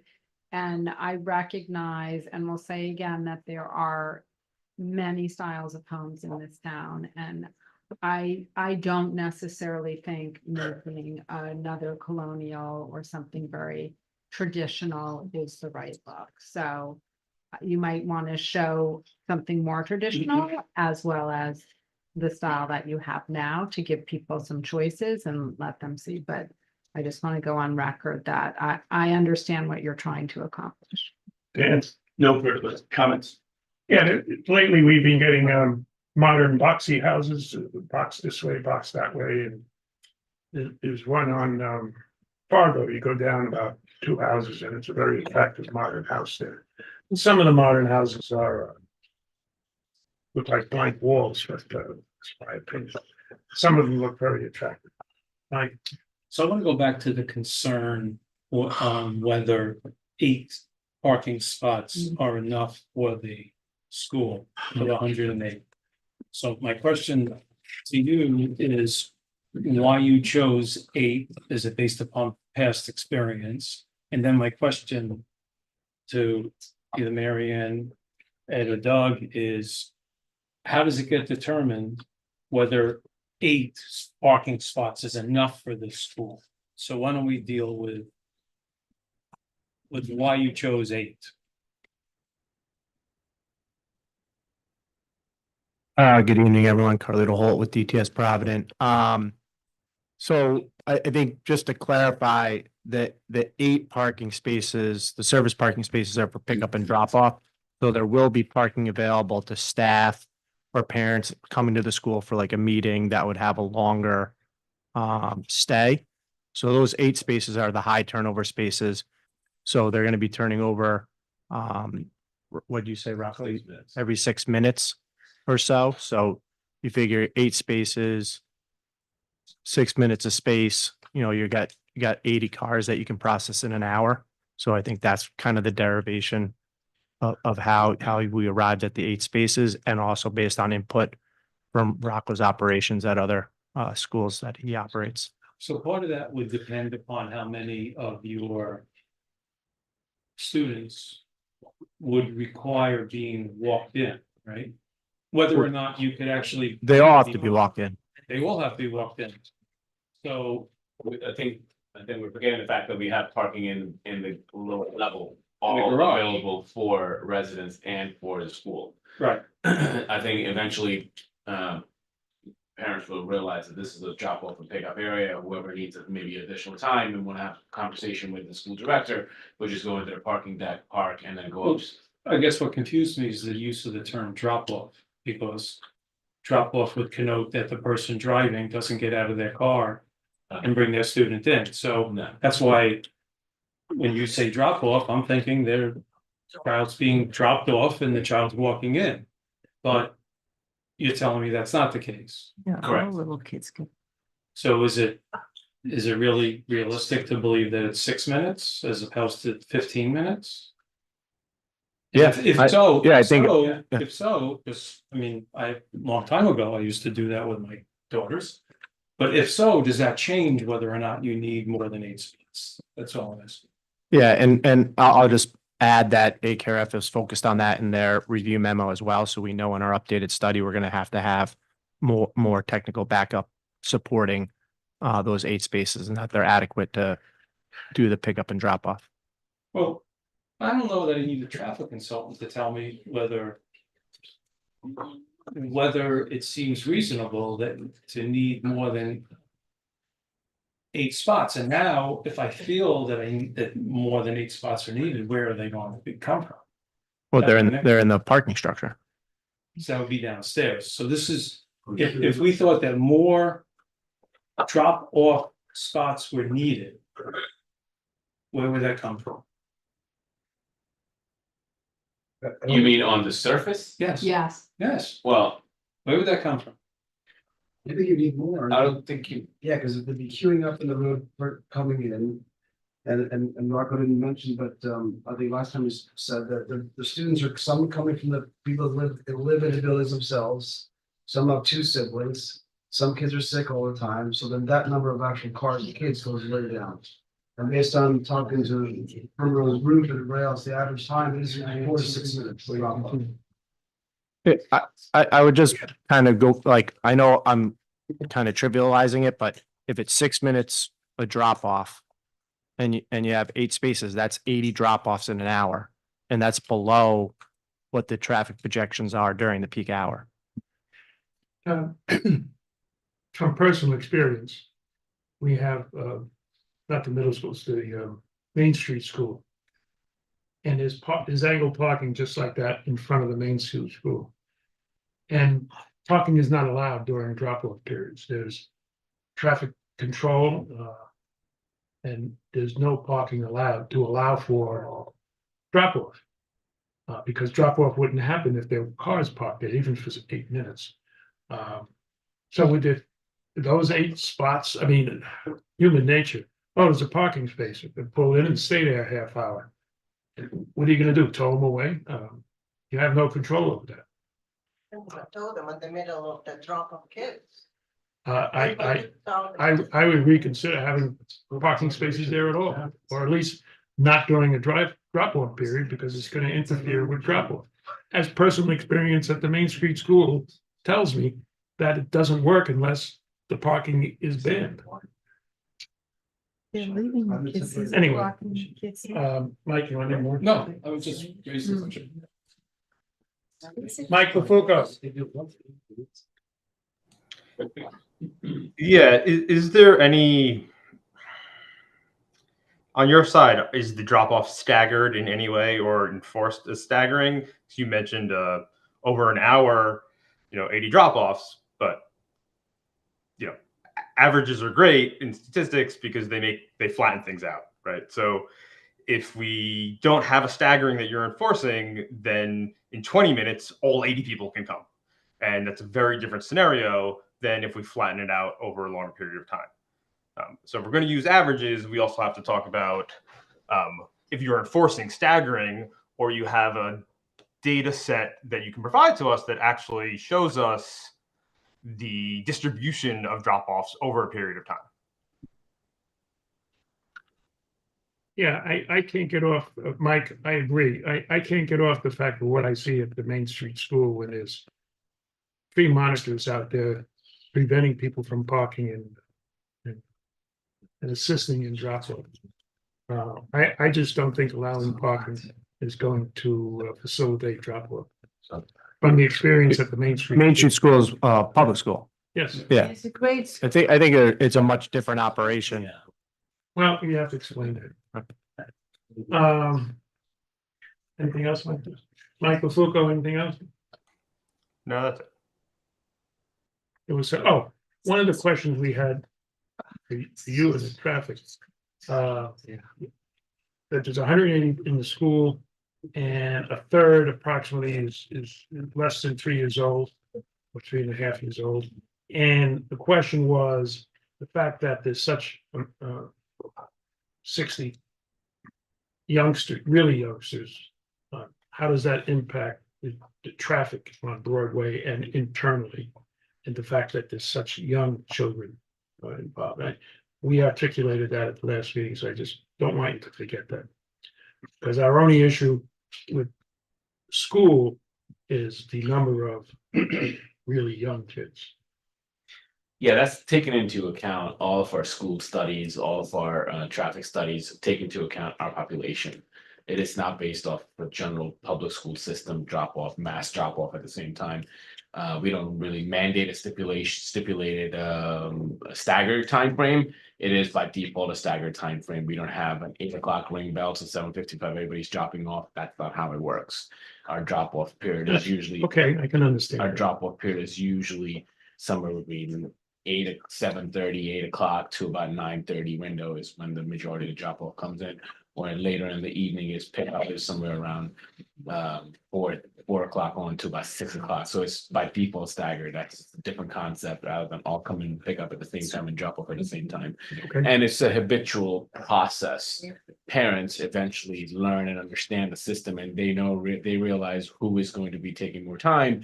So where they would need to park if they are going to go in the parking deck, or if they will be on the surface level. It's not a one and done. It's a constant rotation. Parents understanding the population over time. You have to explain that, and because three of us have raised in different ways the same question. I would also just add one of the comments from AKRF that we're gonna have in the updated study is an actual survey of one of Rocco's existing schools. Oh, okay. So we're gonna get a week's worth of 24-hour count data. Yeah. So we'll actually know, how much traffic is coming in, how spread out it is. Is there a concentrated time that we should be more particularly focused on? One of our questions to our consultant was to evaluate the internal traffic flow, meaning the drop off and park all that. Okay, thank you. Anything else? One thing to add, Caesar. If we're gonna, that's great that we're getting that data, that comparison.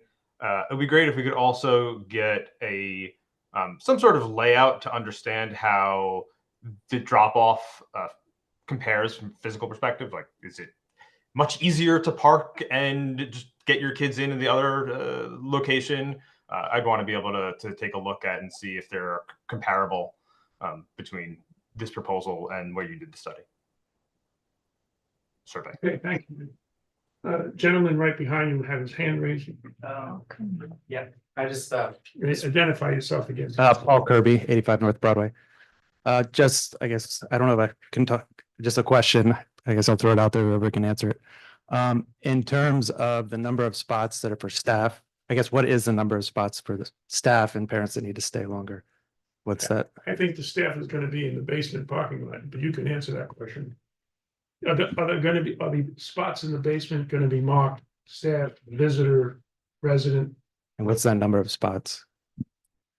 We did a shared parking study, so it demonstrates how that parking would ramp up for the school use during the day when the residential use isn't peaking, which the residential use peaks overnight when everyone's back at home sleeping. So I'd have to pull up my study to tell you those number of spaces. Yeah, I know. We can't be That's, here all that's, night. yeah, Okay. he's gonna address that. Okay. Anything else other than traffic? Okay, board. Good. Nothing else. Okay, I think we're done for the night on this topic. Oh, brother, another one. All right, we're moving to 2024-27 Castle Road, lot number 3. Getting a little warm.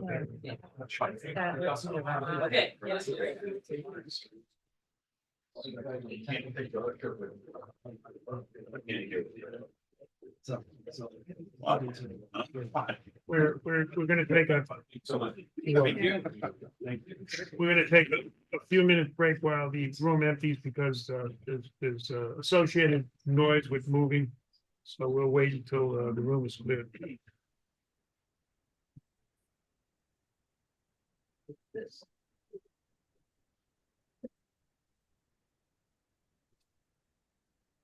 Or the next one.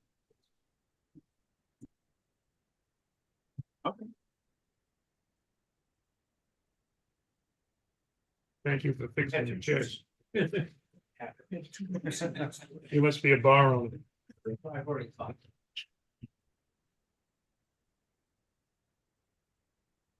Okay, we're on Castle Road, lot number 3, John. Hi, John Malone, Ferguson Malone Architecture, representing the Spencer family project, Castle Road, lot number 3. This is a new project to the board.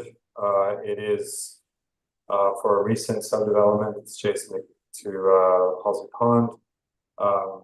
The project is for a new house, a modern house that is intended to be a passive house, meaning a high-performing house that meets passive house requirements, which is like a very high standard for energy use.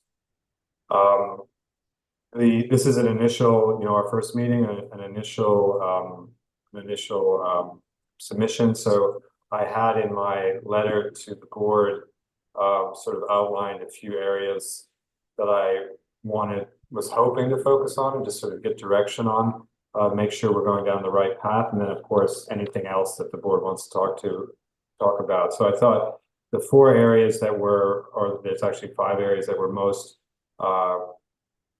important for us to sort of get initial direction from so that we can move forward with design were these 5 listed in the letter. So it's the conformance with the subdivision building area. So we've located the building in an area associated with the subdivision that was allowed for building. We've located some other structures, pools and patios and decks in the secondary area. If there was any concern about that, it would be great to know about that.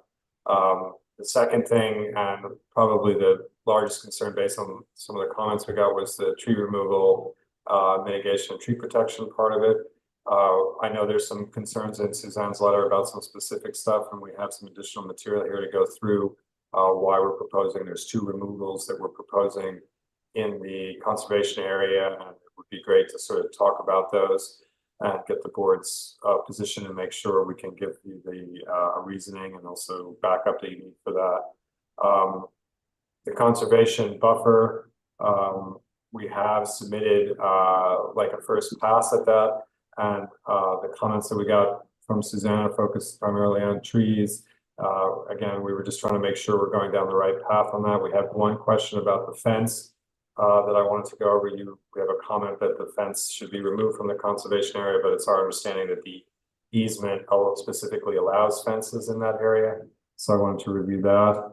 And then the stormwater strategy, we've located 2 areas. We have not done a stormwater design because we just want to make sure the building and the components are in the right space before we do it. But in general, I just wanted, to make sure that the stormwater approach is, makes sense in terms of what we're doing. Basically, we're going ahead with infiltrators and trying to treat water in 2 zones and make sure everybody's on the same page and is comfortable with that. And the last thing is a sewer relocation that there's a public sewer and an easement through the yard. I can go through why it doesn't make sense, but basically it crosses sort of a large portion of what would be the north facing side of the house, and it makes sense to modify that to get the sewer manholes away from the entry of the house. And I just wanted to make sure the board is comfortable with that. We spoke with the sewer department, they're comfortable with it. And we just we have to move forward with both the health department and with getting an easement revised. So I just wanted to, maybe get the board's blessing that it's okay to move forward with those 2 pieces. We have a drawing set, and since it's the first meeting, but it's very late for you guys, and I've been working hard. If you want me to go through the project in general, I can. If you want me to jump to the comments from Han or any other thing first, I'm happy to do that too. Caesar, I just want to be mindful of your time, given how much you have on the agenda and what time it is. Why don't I go through some of the comments first and then. Okay. Then we can, and that would be a way to get into the project. That's fine. So the pool is located closer than the rear yard of the house. John, what I said, let me go through my comments. Oh, your comments. Okay, sorry. So, as you said, the sewer is going to be relocated, but the easement for the sewer has to be, the new alignment needs a new easement. Right. For the new sewer. And any approval we give would be conditioned upon approval of the new sewer by the county, which would require county approval. The planting in the conservation easement, as per the original subdivision approval, there's language in there somewhere that the conservation easement plantings have to be done first before the house or any other construction, because the intent of the conservation easement and the plantings in that easement is to protect the pond during the construction process as well as after the construction process. So that would, just to understand, that needs to be done first. And you need to be more specific during the subdivision approval process for the conservation easement, there was lengthy meticulous planning on what should be planted in the easement. We need to know very specific with cross-referencing that you understand what was in the approval of the subdivision as far as planting goes. And it has to be meticulously followed unless you want to change it for the betterment and agreement of our landscape architect. There needs to be a separate sampling, separate planting plan for the rest of the property, aside from the conservation easement, which is already predicated on the previous approval, because you're taking a lot of trees down other than the conservation easement. So, and there needs to be a mitigation plan for those trees. And we'll keep that separate as a separate, so they have two planting plans, one for the conservation and one for the other trees for the house. You had in your proposal the removal of 2 black oaks, number 249 and number 239. We're not in favor of that. They're not invasive. They need to be preserved. The location of the pool, in order to build it, you would have to be in the conservation easement, and there isn't supposed to be any construction or grading in the easement. So we would like to see consideration for the pool to move the way it's practically touching the conservation easement the way it is, and any enjoyment of the pool is going to be, no doubt, during the construction, certainly, intrusion on the conservation easement, which we don't want to see. And during the use of the pool, I'm sure there would be intrusion on the corner, walking around the pool or what have you.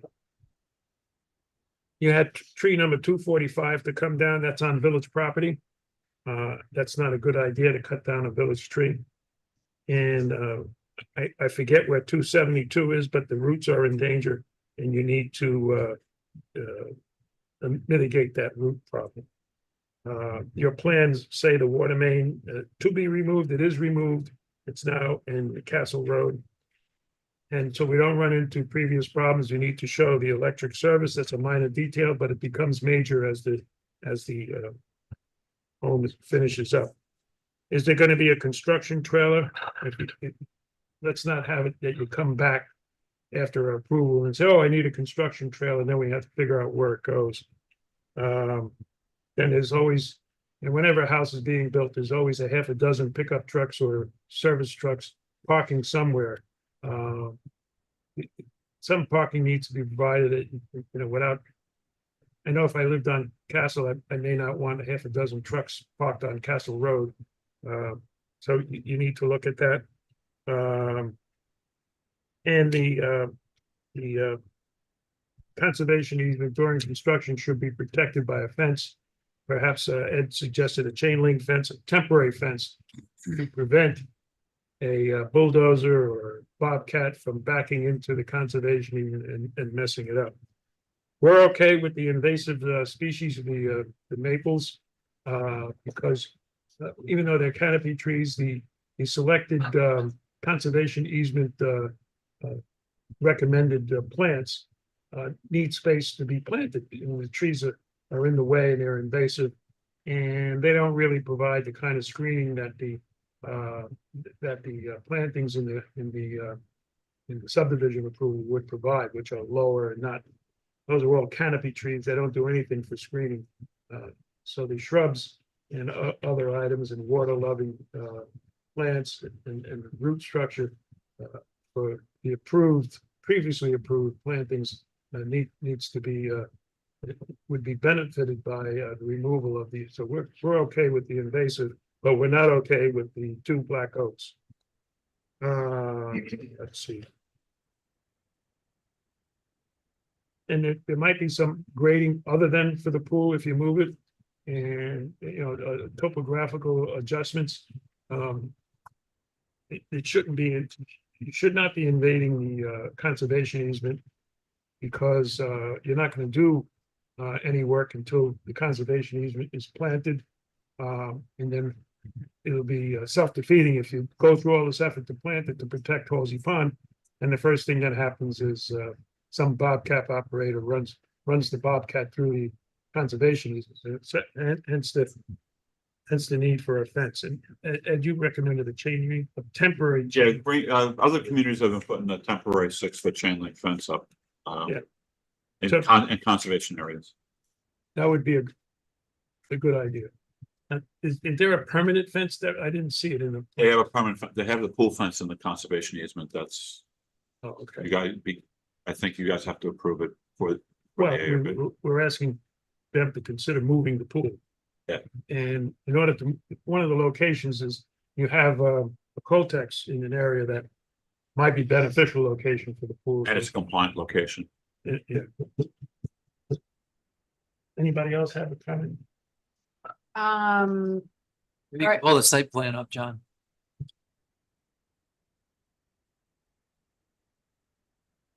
I'd love to know where the other locations that are falling. Lower To the right, left, lower right, where the Coltex is. You see the little rectangle there? yeah. Interesting. Yeah, I saw the pool as being an issue in that location. And we did spend so much time on the conservation easement. You mentioned passive home, and I feel like that I read, you need to take more trees down possibly in order to make this work. And is it geothermal also or no? We just completed the passive house feasibility study, and the shading is actually crucial to it. We don't need to take more trees to make it work. The ones that we've taken down allow us to do photovoltaics on the roof, so you do need the photovoltaics to offset some of it to meet the criteria, but you also need tree shading, deciduous tree shading, specifically so that the building doesn't overheat in the summer. Okay. So it's not, yeah, it's not. And you would do geothermal or not necessarily? Geothermal doesn't necessarily make sense. I think right now we're going down a path of doing air-to-air heat pump systems. The thing about a passive house structure is it really is driven by being very, very tight. So the house is very super insulated and very tight. So the benefit, you don't have a lot of heat loss, a lot of heat gain, so you're not using it. The goal is to not use energy. So like the difference between an air heat source versus a geothermal is not a great benefit. Okay, thank you. Yeah, no questions. Mike Smith. I have no questions. I just am in full agreement about the need to find another location for the pool. Okay. I mean, we Go ahead, John.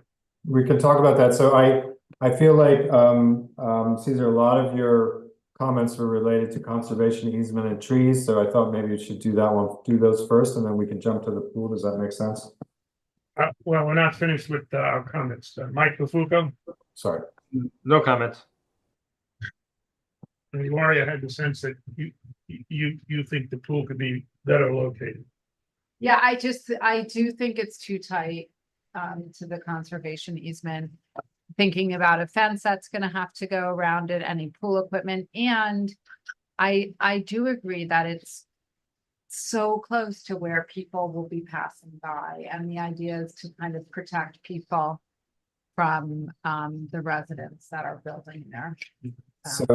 So one of the things I feel might be important to point out is that I think there may be, I mean, we could walk the site to see this, but the diagonal line that is running through here is not tight to Halsey Pond, right? So the Halsey Pond path actually is on the other side of this wall and follows a path this way. So the distance between this pool location and the Halsey Pond path is actually greater than if the pool were located in this area here. So one of the reasons we located in that area was the potential privacy and the limited visual impact of the pool to Halsey. This location up here in the house, which you might think is further away because it's further away from the property line, is much closer and more visible from Halsey. So that's something that if the board would like to take a site visit and sort of really look at where the current pool location is, it's a little counterintuitive to understand that the edge of the Halsey path is over here and that there's this wide piece of village-owned land that acts as additional buffer on this lot. Is that shown on the Cronin plan? I'm not sure it does, but I mean, we could pull up let me think what's the best way to do it. Hold on a second. Let me see if we have something that was submitted. This is stuff- I don't know if you want to see that. No. Yeah, 'cause it's the furthest one. That's a good point, John. I wasn't thinking about Yeah, that. yeah, I mean, it's really easier to understand on the This is site, and we can put together a diagram that gives you, we could add additional information to this that shows the relationship to the pond and the relationship to the path. Have you staked anything out on the site? The building is staked out. The pool location is a little hard to stake out, but we could stake everything out for you. If that's helpful. I think it probably would be. And also related to some of the questions of tree removal, especially the tree removal, the two in the conservation easement that we wanted to consider removing. So they're both black maple. I mean, they're both black oaks. They are both native. We did not provide in the submission a clear indication of why they are to be removed. So if I could just go to the tree removal plan, one of them is this one here. It's marked as was it marked as 240? It's really here it is. It's 239. It's this tree here, a black maple. So it was, when the conservation plan was first developed, it was indicated that it should remain. So this is what 239 looks like. Just so people have a sense of what this tree is. John, I hate to interrupt you, but rather than try to convince us that the black maple should stay there, you got to convince Susan Nolan. So let's move on. Okay. So I just wanted to let you know both quickly, the reason for this is this one is in poor condition and was indicated that it's inappropriate or it has a low viability to save. It's basically damaged in such a way that I don't think it makes sense. And our rationale for was it's going to eventually collapse into the conservation area, potentially hurt stuff that you're trying to get to have happen there. It looks like it's at the end of its useful life. For the other tree that you mentioned, John, I'll move on. Okay. All right. Let's move on, and you proceeded to not move on. Okay, so what the next item, in terms of the conservation area, we did provide a detailed plan that is just the conservation area planting. That's what's shown here. The count that is indicated here and the species match all the recommendations that were in the schematic plan, and include both the deciduous shrubs and the canopy trees and the sub-canopy trees. So I think Suzanne's comments were related to there is still an underplanting, like basically plantings that are perennials that we can add, and we understand that you want this planting plan that we've shown to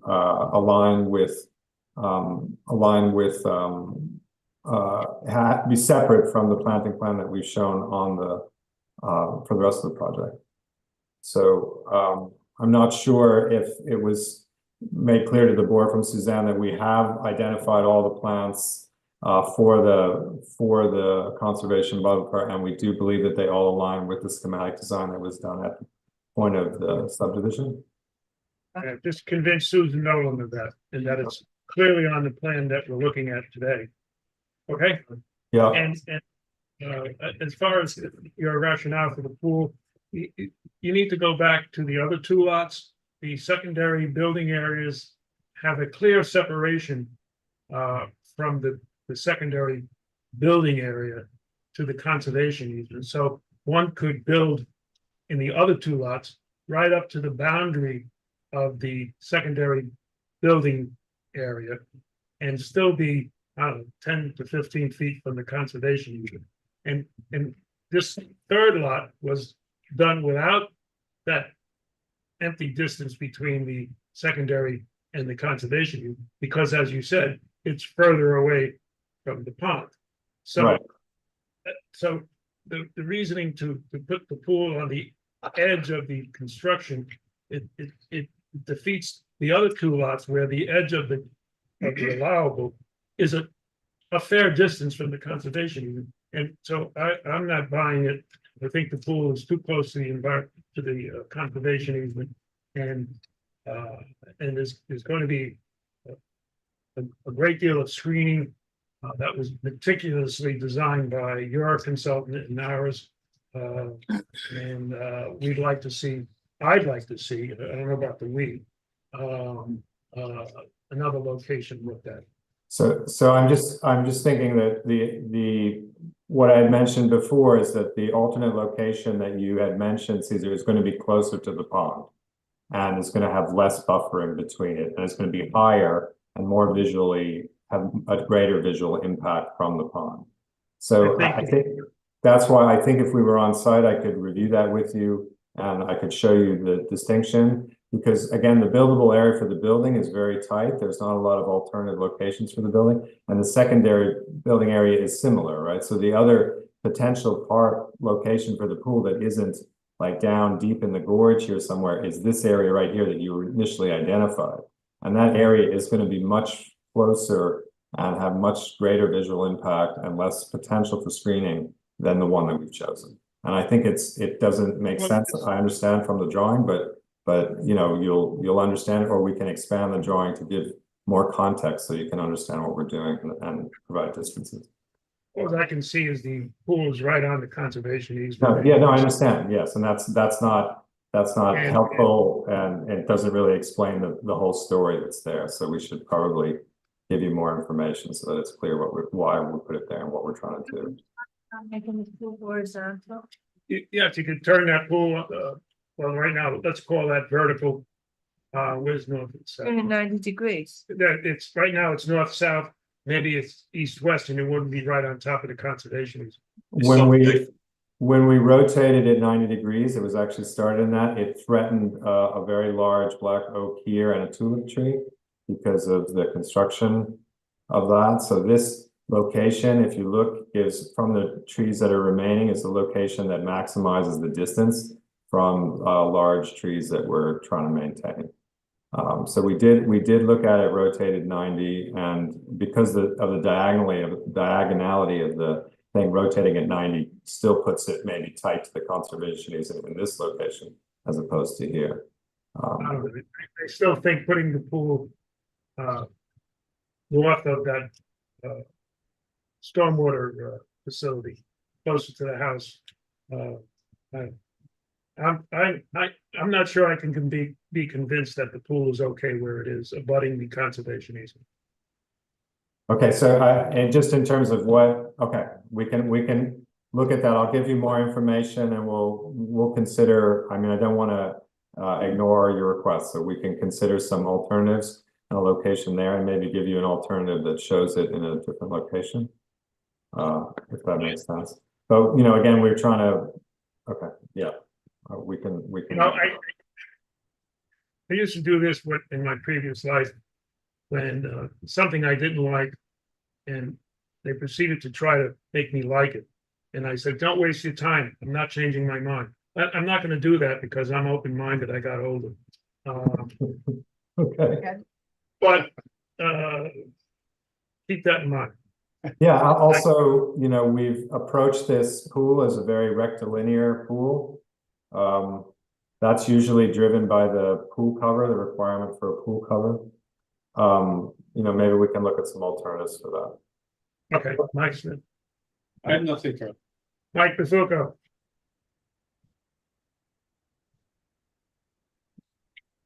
I'm not sure. Okay. But Caesar, what about the sewer? Is that a big issue? It won't be. Big hurdle? Well, it won't be for us. We can condition our approval pending the county approval. Okay. Ed, explain that, please. Well, that's a trunk line for the neighborhood, so you just can't move it. You just can't move it arbitrarily, and it's health department approval. And that process could take 6 months. Once you have like paperwork done. Right. So it could take a year if you don't do it. So But what we don't want to do is not have something in place for them to go ahead and do the job if and when they get the approval. This kind of stuff, we move all the time. It just takes a long time to get the paper. Okay, so it's just a more of a time issue, but Yeah, it's and it's very possible. it's not something, it's not a site condition. It's Right, not a right. Okay, construction. This is an infrastructure. yeah, That's the difference. okay. Thank you. And if John, you got if the board is if they don't have any concerns, again, we spoke with Mike Englishby, he doesn't have any concerns. Cronin Engineers has looked at this, they don't think it's a big deal, both in terms of its constructability and other stuff. We'd like to start the process of getting the easement revised and getting the county approval. So that's really what we're asking today. And just quickly, so you guys understand, like having the sewer line along this line here means that this portion was pinned by that, and it really helps to just, you know, give you two. It's a potential improvement to the performance too, because instead of 90-degree bends, you have 45-degree bends. It's a little bit better in terms of its flow. So John, I have a question. If you're moving the sewer, you move it another 10 feet. Can you move the house 10 feet forward? No, this is the limit of the construction area, the primary construction area. So you can't really move the house any closer. You see the secondary construction area is shown here. You see how tight that is. And Primary construction area. Where's the front line for the primary construction area? the front line for the primary construction area is here. And It's here. probably, That's because of the easement that could be moved. probably because of the sewer. That was there because the sewer was there. Oh, you're saying you could potentially move the building back? No, forward. You mean this? Towards the street. Towards the street. Oh, towards the street. Yeah, I'm thinking of the front as the back and the back of the front. Yeah. No, I that's true. Building envelope is restricted by your inability to move the sewer enough to make the house forward to the street more. That's true, but it's also the design is very much tied into the topography of the whole design is based on this envelope and the topography and how we're using the topography to fit the building in. So what I heard from the board was you're pressing, putting a lot of pressure on the conservation easement, and I'm just offering. Oh, I see what you're saying. Yes, if maybe, but I mean, what would be the process for us to not use the subdivision buildable area? Is that something where the subdivision would have to be modified in order us to not be in the subdivision? Because the subdivision buildable area was, I know it was defined by that, but. Relevant section. Yeah, I recall that. Subdivision map, please. I recall. Precise boundaries and limitations of the primary building area and secondary building area may be modified during final site development plan approval process at the request of an applicant, provided the planning board in its sole discretion determines that the modification is necessary and appropriate based on such factors such as site conditions, visibility, construction feasibility, engineering, environmental mitigation, or similar factors, and that such modification will not be detrimental to Halsey Pond and or Halsey Pond. I do remember that, the attorney, if the assignments asked for it, and in a moment of weakness, we agreed to it. Well, it might come back to be a good thing for you guys. Yeah, I mean, it's fine. You might have to say thank you to Ed. You're right. So what would happen if you were to move it further north, I guess, the pool moves with it. Right. You could move the pool further back. I mean, I have to see what happens to the topography and other tree impacts, right? Because there is a tree here that we are trying to save. All right, look at the details of that later, right? Yeah. Yes, Time's up. good idea. Yeah. Okay. Yeah, That's I said at the beginning that I'd be mindful. Do you guys feel like we're on the right track? We'll move forward with the sewer change. We'll take a look at potentially sliding the building back. Move on. We're of the mind to move on. Ed didn't say that to be helpful. He just wanted to go home. Wait for the next one. Okay, all right. Hey, John, You were studiously copying my comments and our comments, so I think you have homework. Let me ask if there's public, there might be. I know Chet Kerr wrote a letter concerning Yeah. concerning the sequencing, which we already covered, but we'll ask if there's any comment. Nobody's raising their hand to speak and there are no comments in the chat. Anybody in person? Thank you. The one person said no. Let the record show. I'm Chet Kerr. Oh. And I approve this message. And so. Oh, I no. will say. I should have kept my mouth shut. He's coming Yeah. up. Just, I appreciate what the focus the planning board's having, and I appreciate the focus that John's willing to do. It's great, and I will continue to participate in hopefully in a constructive way. Thank you. Always a constructive. We have an extra seat. All right, I think we're done, John. We're gonna move on. We got, it's 11 o'clock. I'll let you guys go, but just to give Chet kudos, he found a Norway maple that we missed. So he's on it. So, and Suzanne missed, we all missed it. So we'll get rid of that on the next submission. Okay. All right, thank you. And I'm gonna miss my episode of Gunsmoke. All right. Thank you all. Okay, thanks, John. Good night. 42 Main Street, that's 2024-26. If they're still awake.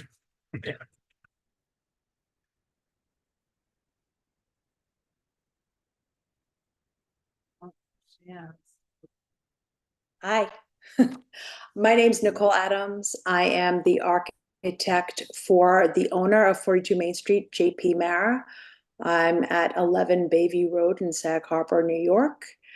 And this is our first review with the planning board. I got our feedback today from Mr. Hahn. Tell me what you guys want to do. Can I go up to open Google Maps and tell you a little bit about what we're requesting, what we're proposing, or is there another way that you'd like us to go about doing this? The first question, are you taking down the entire building or are you just adding on to the building? We're adding on to the building. But we are, there's a wall coming down and a roof structure that's coming down. So there's 3 walls that will stay up. Okay, so I'm not sure if you're aware of it, but it's in a historic district. It's a contributing property. Yes. And because you're demolishing a wall and a little bit of front, it needs to go to, before we rule on it, needs to go to the ARB because it's in a historic district and it needs the definition of demolition. Yes. And the only comments, we already covered that. It's start demolition. Ed left. Doug, is there a FAR variance needed? Yes. Mhm. You aware of that? I am, yes. Okay. Yeah, FAR, the view preservation overlay. Thank you. And it's in the view preservation district. You'll have to show some sight lines that the view of the Hudson River, the new structure, which there's an existing structure there. Caesar, sorry, this is the one where it was expanded. They just need to verify it. Yeah. Okay. Verify what? Verify there is no visual. Yeah, well, they can do that with some sight lines. Right. Were you gonna add something or? I don't want to take up your time. The form today from Mr. Hahn was very complete. I went through it. I feel like I can address all of those issues. My next step, I think, is the architectural review board. Do I do that simultaneously with the zoning, with the variance, or do I do one at a time?